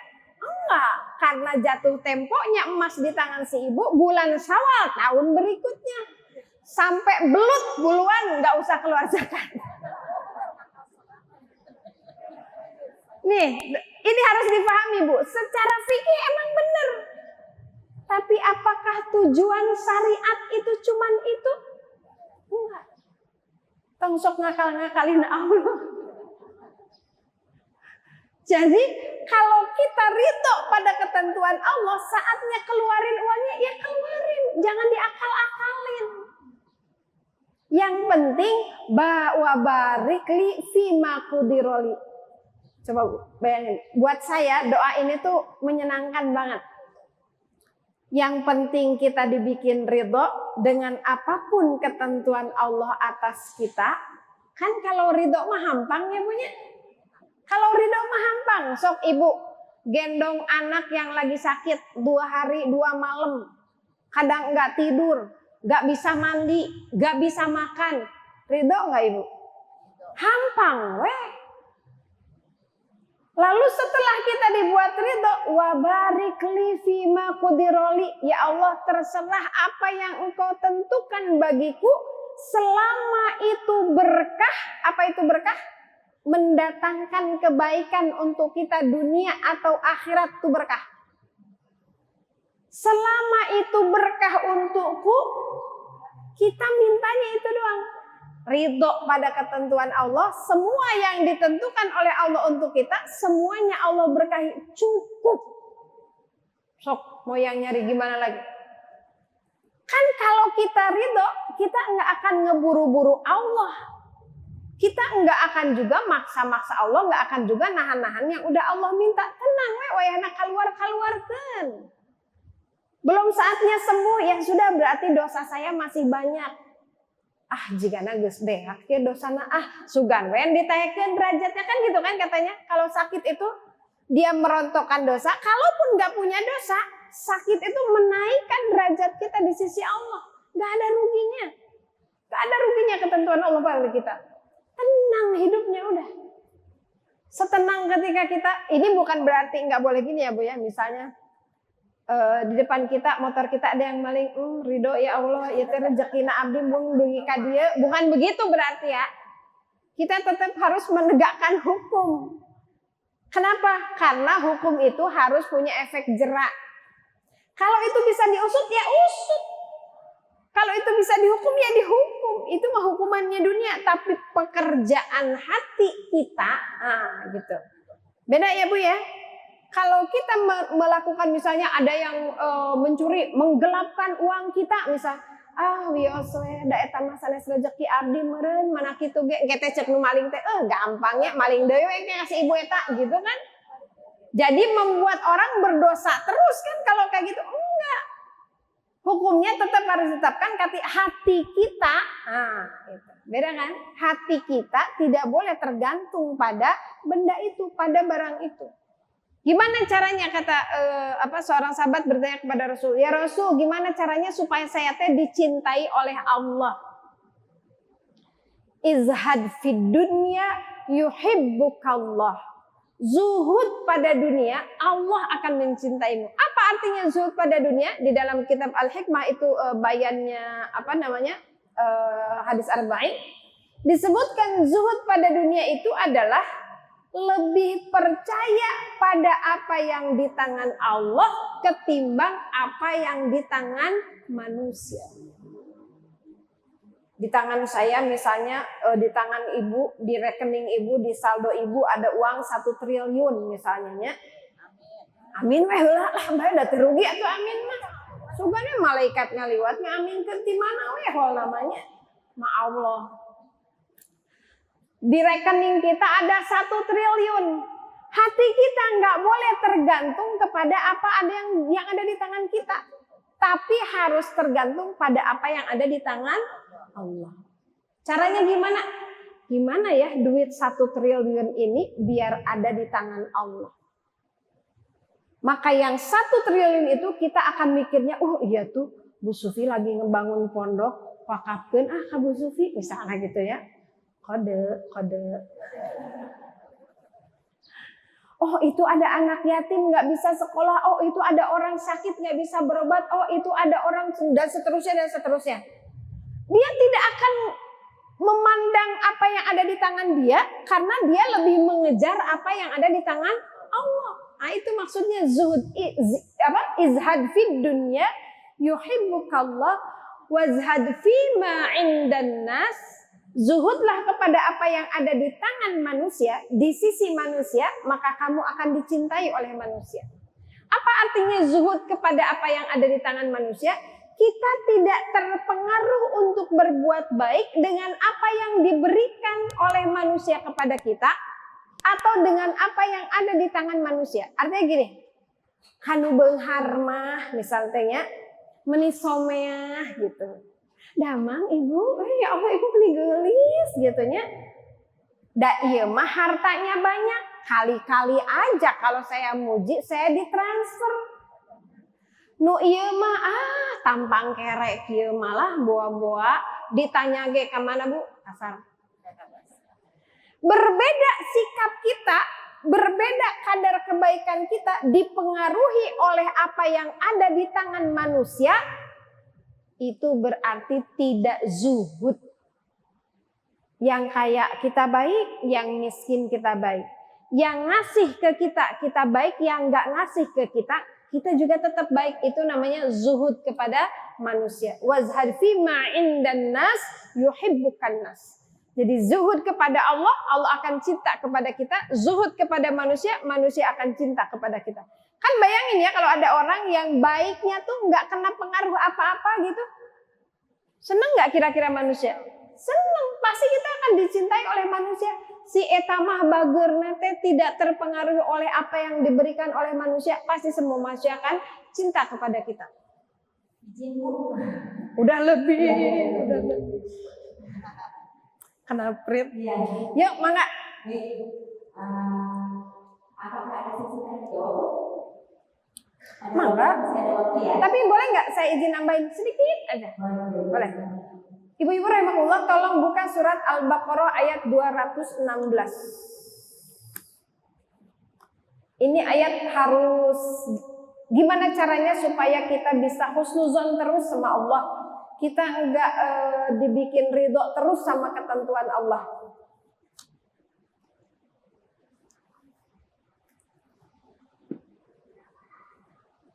Wa asa an takrahu syai'an wa huwa khairul lakum. Bisa jadi kata Allah, kamu itu membenci sesuatu padahal sebetulnya itu baik buat kamu.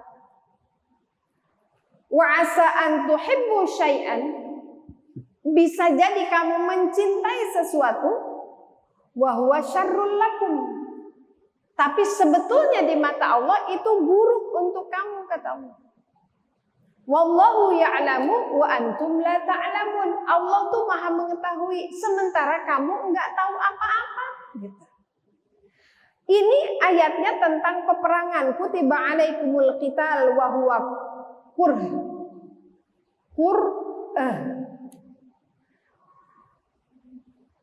diwajibkan kepada kalian berperang padahal kalian enggak suka.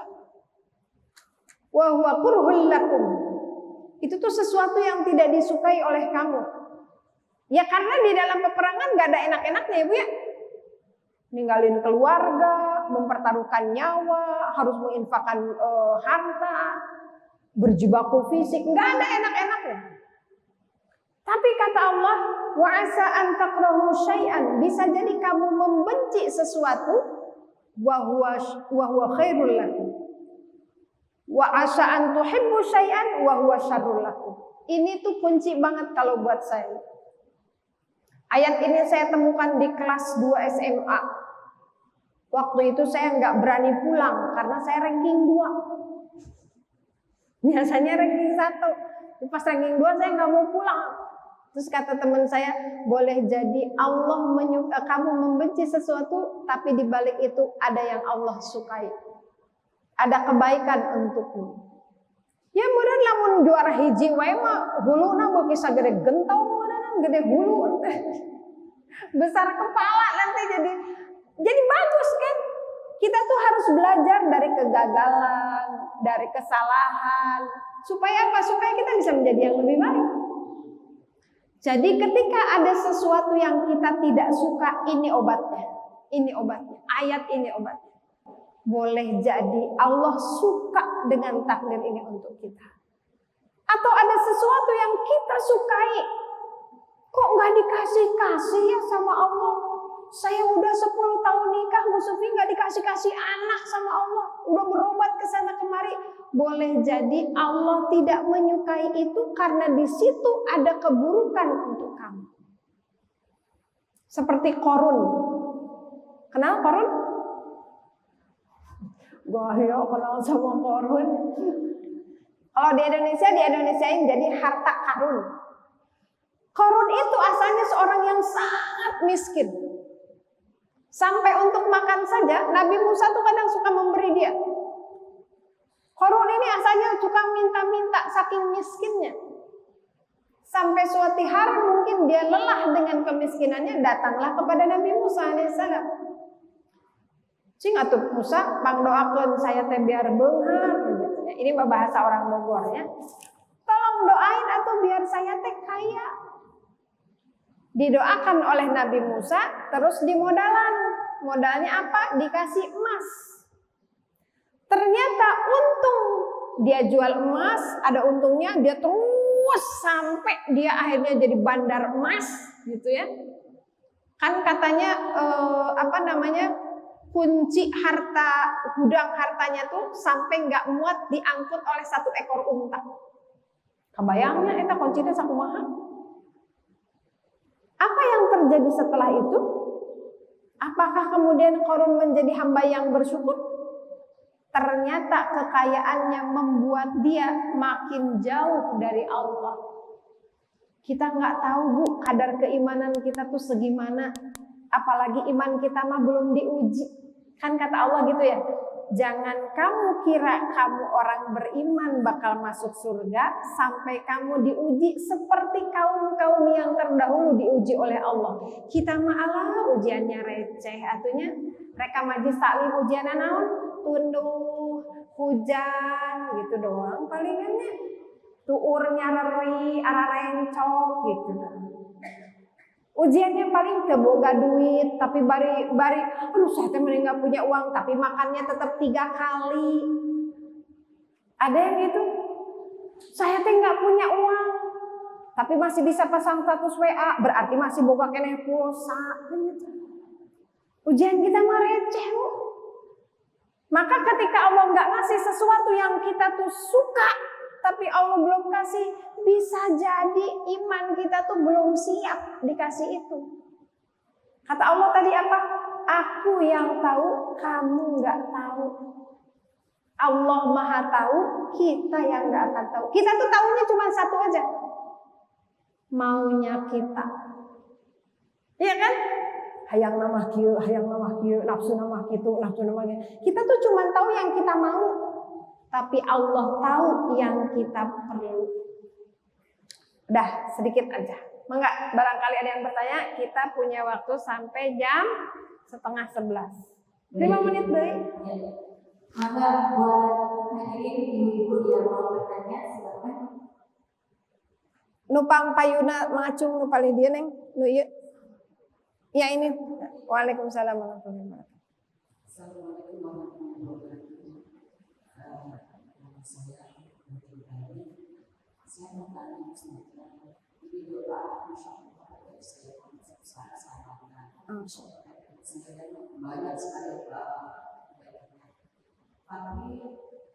karena dia manusia semua pasti ada uji. Bagaimana jadi tidak ikhlas, saya ikhlaskan. Ada yang baik dan yang tidak ikhlas. Bu, terima kasih. Ibu mau absen apa mau sabun? Ini buat lutut, ini buat mandi. Buat mandi aja. Oh, berarti lututnya sehat, alhamdulillah. Amin Allahumma. Syukron kasih insyaallah. Gimana sih kalau ada ujian tehnya? Kadang kita teh iya sih ini gitu, tapi suka we ada gerundelnya, ada ngutrukna gitunya Bu ya, ada capeknya ke Allah teh gitu ya Bu ya. Gimana caranya supaya kita ikhlas menerima ujian tuh bukan ikhlas tapi ridho. Ridho. Kalau ikhlas itu dalam ibadah. Ikhlas itu dalam ibadah syaratnya 2. Niatnya karena Allah, tata caranya sesuai syariat yang dicontohkan oleh Rasul itu ikhlas. Makanya jangan salah kalimat kalau kita takziah. Yang ikhlas ya Bu ya, kurang tepat. Yang ridho. Karena ikhlas itu untuk ibadah, ya. Yang ridho dengan ketentuan Allah. Jadi bukan ikhlas. Gimana caranya supaya kita ridho, benar-benar ridho gitu sama Allah tuh Bu? Itu tadi berhusnuzan kepada Allah. Apa sih kadang-kadang yang membuat kita capek? Ujian apa misalnya? Apa ya? Kayak nggak pernah diuji wae, masih susah mencari ide. Apa? Rumah tangga. Contohnya apa Bu? Berat banget misalnya. Ini teh suaminya ke rumah tegawe, taraka masjid, sholat juga enggak, boro-boro jadi imam misalnya gitunya. Enggak taunya malah KTP kita dipoto, jadi dipinjol, datang debt collector ke rumah. Istrinya yang dicacer, suaminya menghilang. Terus gitu teh anaknya datang pulang dari sekolah, mama ini SPP 1 tahun can dibayar. Kalau bulan ini nggak dibayar, dikeluarin dari sekolah. Wos, berat banget ya. Ada gitu yang gitu? Ada Bu? Ada. Pengalaman saya kemarin kampanyenya, belusukan ke masyarakat ya Allah, Rabbi Masya Allah ya. Alhamdulillah banget kita tuh ya Bu ya. Kalau itu terjadi, nauzubillah summa nauzubillah Allahumma ba'id. Kalau itu terjadi, kan yang harus dijaga tuh pikiran kita kepada Allah nih. harus tetap husnuzon. Kata Rasul, kesulitan di dunia itu menjadi pengurang kesulitan kita di akhirat. Itu aja udah jadi obat. Tapi ya Allah Bu Sufi, eta suami teh nggak ada. Nah ini bahasa Indonesia, pupurieunana, gitu. Apa bahasa Indonesia? Nggak ada yang apa yang nggak ada bagus-bagusnya gitu. Arahan. Gus mah goreng patut gitunya, nggak mau kerja, nggak mau ibadah, kerjaannya nongkrong, ngarokok, pinjol, mending nggak ada pupurian anak. Bu, separah itu seorang suami, parahan mana dibandingin Fir'aun?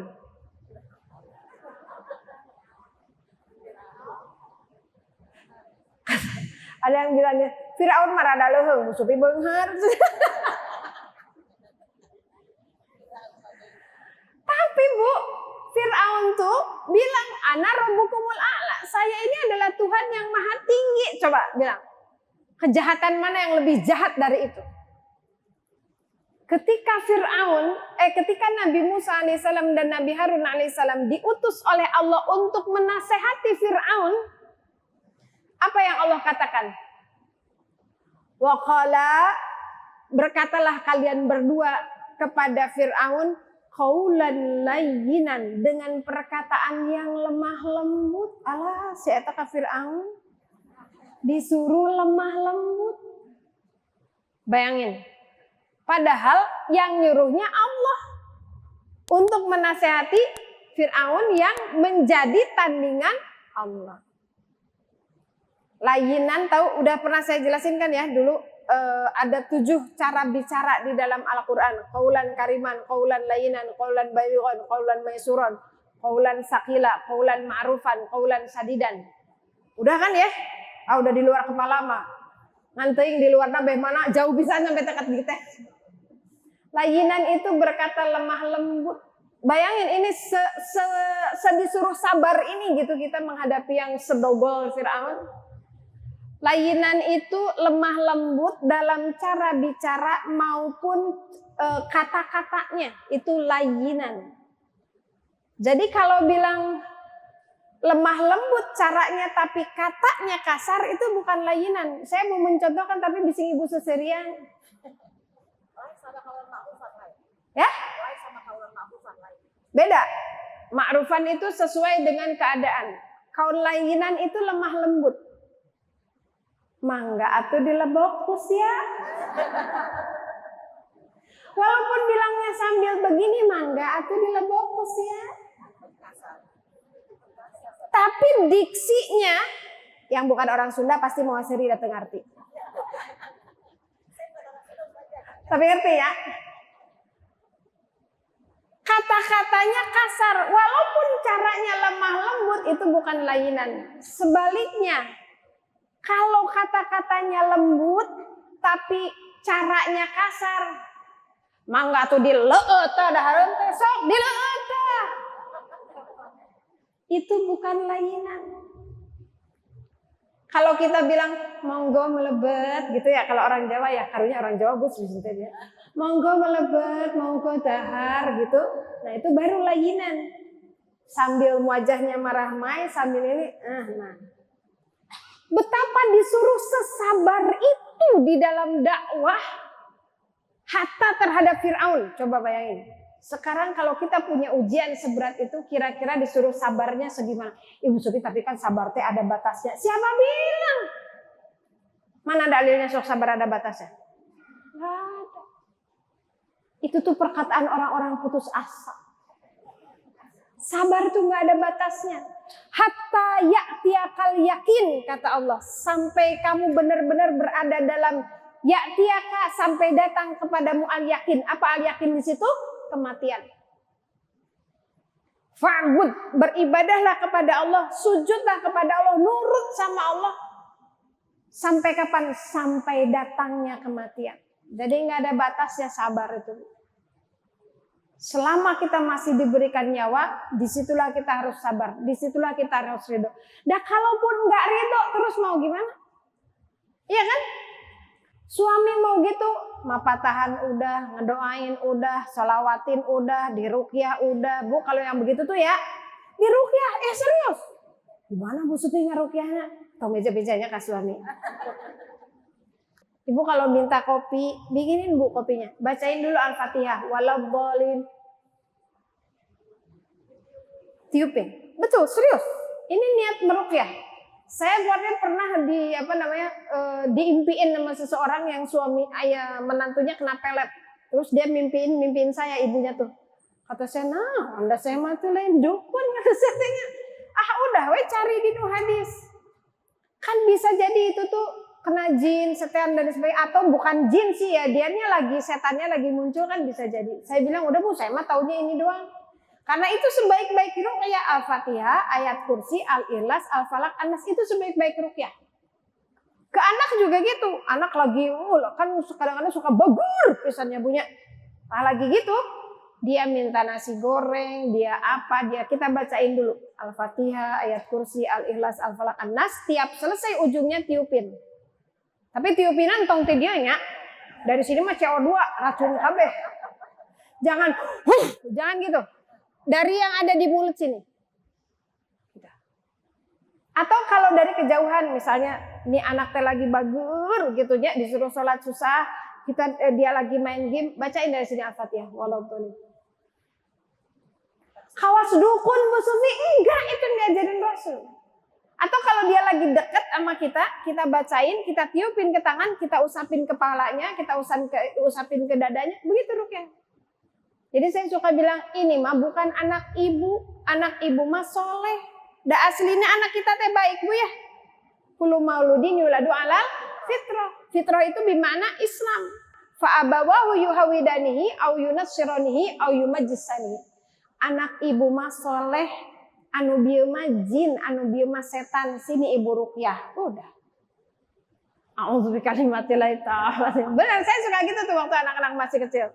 Habis itu saya bilang, wa inni sammaituhu syahid wa inni u'idzuhu bika wa dzurriyyatahu minasyaitonir rajim. Serius Bu, coba amalin deh. Itu kan ada di dalam Al-Qur'an.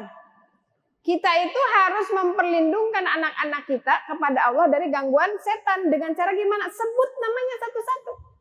Iya kan? Ketika anak kita digoda setan, perlindungkan dia kepada Allah dari godaan setan. Sebut namanya satu-satu. Beneran, ini bukan bodor. Emang begitu. Cuman saya mempraktekannya di depan anak-anak. Ambeh tegang teuing kan. Abis itu kan susurian teh budak wudu sholat gitu. Nah kalaupun kita enggak ridho, terus mau apa kuasa kita? Mau ngubah takdir gitu? Yang ganti salakina. Ya sok aywani mah. Pek teh datang gitu deui. Ridho. Itu obatnya. Boleh jadi sesuatu yang kita tidak suka, Allah suka karena Allah menyimpan hikmah di belakangnya. Biasanya begini nih Bu. Di dalam Al-Quran tuh kan gini. Nanti orang-orang beriman tuh akan wow pada masanya. Akan bilang, oh ternyata gitu. Nanti di akhirat itu orang kaget tuh kan ada dua. Katanya gitu ya. Ada yang kaget merasa sudah beramal banyak ternyata kosong. Ada yang merasa tidak beramal banyak ternyata catatannya penuh. Nanti tuh kita akan wow semua. Ya Allah ternyata sabarnya saya gini teh pahalanya ini. Ya Allah ternyata saya ridho begini tuh pahalanya ini. Kan gitu tadi kata Allah. Kalau kamu ridho dengan pemberian aku, kamu akan dapat bonusnya tenang dan kemuliaan di sisiku. Bukan di sisi manusia emang. Jadi paling enak memang ketika kita punya masalah tuh paling enak ngebayangin akhirat tuh paling enak. Udah. Saya pernah ditipu sama orang, ditipu-tipunya sezolim-zolimnya itu orang jahat banget sama saya sekeluarga. Sampai saya bilang, saya tuntut di padang mahsyar. Rasa kalau gitu kan. Kur nafsu ya. Dipikir-pikir, data dituntut kayak ku Allah dihisab serangan, betul gak? Ya ngapain kita capek-capek pikir tiap ketemu. Capek hati ya. Tiap ketemu orang itu migrain kita kumat. Udah ya Allah saya serahkan kepada keadilanmu. Engkau tidak akan membiarkan orang yang zalim mangga nyanggakeun. Dah beres. Teu kudu migrain, teu kudu mah, teu kudu darah tinggi. Santai we. Gitu Bu, udah itu obat yang paling mujarab kalau kita dikasih ujian tuh bayangin akhiratnya udah beres insya Allah. Udah, atuh iya nah hiji deui tadi saha anu macung. Tuh itu tuh nu dipengker neng nu nganggo kaca-kaca kerudung hideung. Ini Bu Indri bukan sih? Mata saya burem loh. Sok enggak? Waalaikumsalam warahmatullahi wabarakatuh. Nama saya Linda, saya bertanya, kalau kita dapat rezeki dari Allah, pengen tahu itu rezekinya berjuta berkah dan tidak berkah bagi kita tuh dicontohkannya dalam kehidupan kita bukan saat dalam keluarga ada kita dapat rezeki dari suami itu menurut Allah itu berkah atau tidaknya gimana? Ya, makasih. Mangga outsennya. Waalaikumsalam. Ini kalau ada yang mau, nanti dapat semua ya. Tapi beli di depan. Kita dapat rezeki. Gimana caranya kita tahu bahwa rezeki ini berkah atau tidak? Itu bukan bagian kita. Itu mah bagian Allah. Yang kita harus lakukan, gimana caranya rezeki itu kita pakai dalam kebaikan. Itu. Ya. Jadi kayak gini, ini teh sakit saya teh ujian atau cobaan atau ini teh teguran. Kan suka ada atau mikir gitu. Kuma Allah we eta mah. Bagian kita mah gimana caranya sakit ini akan mendatangkan kebaikan buat kita. Dengan cara apa? Sabar, ikhtiar yang maksimal, gantungkan kepada Allah, tawakal. Sehingga ketika kita berobat, tengarap-ngarap cager ku dokter, tengarap-ngarap cager ku obat. Begitu kita udah berobat ke sana kemari, nggak sembuh juga. Alhamdulillah, berarti dosa saya masih dirontokkan Allah. Saya sudah dapat pahala banyak karena berikhtiar. Saya diuji kesabaran supaya tetap tawakal pada Allah. Jadi bukan bagian kita. Ketika dapat musibah, ketika dapat rezeki, kita nebak-nebak, itu naonnya ujian atau enggak, bukan bagian kita. Cuman kita bisa melihat cirinya. Misalnya setelah si bapak bekerja di sini, namanya barudak teh meni rajin, dititah sholatnya gampang. Sekarang mah si ayah teh kalau pulang kerja nggak suka marah-marah. Sekarang mah ibu teh sehat, dulu mah bentar-bentar sakit, bentar-bentar gede ambek, misalnya gitu ya. Paling tidak kita bisa mengidentifikasi ciri-cirinya. Mudah-mudahan ini teh pertanda rizki kita berkah. Udah gitu doang. Bukan kita yang menentukan ini kira-kira rizki berkah nggak, bukan. Itu mah bagian Allah, Allah yang tahu. Tapi kita harus mengkondisikan supaya rezeki itu mendatangkan kebaikan kita. Keberkahan itu bukan cuma di dunia ya Bu, tapi juga di akhirat. Jadi kalaupun kita nggak menemukannya di dunia, saya udah sedekah, udah gini, tapi Bu Supi saya teh sararakit di rumah teh misalnya gitunya, bentar-bentar kehilangan barang, bentar-bentar ditipu dan seterusnya. Bisa jadi nanti kita kagetnya tuh di akhirat, ya Allah ternyata ini. Tugas kita hanya menggunakan rezeki itu di jalan Allah dengan cara yang benar, membuat kita ibadah itu kan di surat Al-Ahqaf 15. Doa orang di atas umur 40 tahun, rezeki itu harus apa? Dipakai bersyukur. Syukurnya gimana? A'mala sholihan tardah. Rezeki itu dipakai beramal solih sampai Allah puas sama kita. Sampai Allah benar-benar ridho sama kita. Udah tugas kita itu. Terserah Allah. Apakah ini musibah, ujian, atau balasan dari Allah. Itu tuh jangan-jangan balasan. Enggak boleh. Enggak boleh ngira-ngira gitu ya. Kalau ternyata itu teh bukan balasan dari Allah. Kalaupun itu balasan. Oh Allah lagi pengen mengurangi siksaan saya di akhirat. Kan gitu. Kalau misalnya kita ini enggak mau zakat misalnya gitu ya. Terus sama Allah diambil tuh misalnya motornya diambil sama Allah. Oh mungkin kemarin tuh saya nggak zakat, biar nggak dibalas di akhirat Allah ambil sebagian rezeki saya. Udah, hararampang dah kalau gitu tuh ya, nggak akan punya muanyong kelit ati. Cek Bu Dewi manya, Bu Dewi, hatur nuhun udah. Alhamdulillah terima kasih Ibu Ustazah atas kajian pada pagi ini. Semoga hadirin yang mendengarkan dapat ilmu yang bermanfaat. Neng, Kita baca Al-Fatihah dulu ya. Ada beberapa jamaah yang titip ini ada yang ayahnya sakit. Ibu-ibu rahimakumullah, setiap doa yang kita panjatkan insya Allah diaminkan oleh malaikat. Diaminkan oleh malaikat supaya itu untuk kita juga. Jadi kalau kita mendoakan orang lain sehat, sesungguhnya malaikat mendoakan agar kita sehat. Ketika kita mendoakan orang lain agar dimudahkan urusannya, sesungguhnya malaikat mengaminkan untuk kita agar Allah memudahkan urusan kita. Ini ada beberapa jamaah yang WA ke saya, nggak saya bacakan satu-satu ya, nyari WA-nya juga lama. Semoga yang sakit Allah berikan kesabaran, Allah berikan kesehatan yang berkah, keluarganya diberikan kesabaran, juga diberikan kesehatan. Semoga yang sedang diuji oleh Allah, mereka menjadi orang yang lulus dengan ujian, yang ridha dengan segala ketentuan Allah. Yang sedang diberi kesempitan ekonomi, semoga Allah lapangkan dalam syukur, dan kelapangan ekonomi itu menjadi wasilah beramal soleh, bukan menjadi istidraj. Yang sedang diuji oleh pasangan hidupnya yang tidak soleh, semoga Allah berikan kesabaran dan Allah berikan kesolehan kepada pasangan hidupnya. Yang sedang diuji dengan ketidaksolehan anak-anaknya, semoga Allah berikan hidayah anak-anaknya menjadi anak-anak yang soleh, yang solehah. Ala hadhihi niyah wa kulli niyatin salihah. Al-Fatihah. A'udzu billahi minasyaitonir rajim. Bismillahirrahmanirrahim.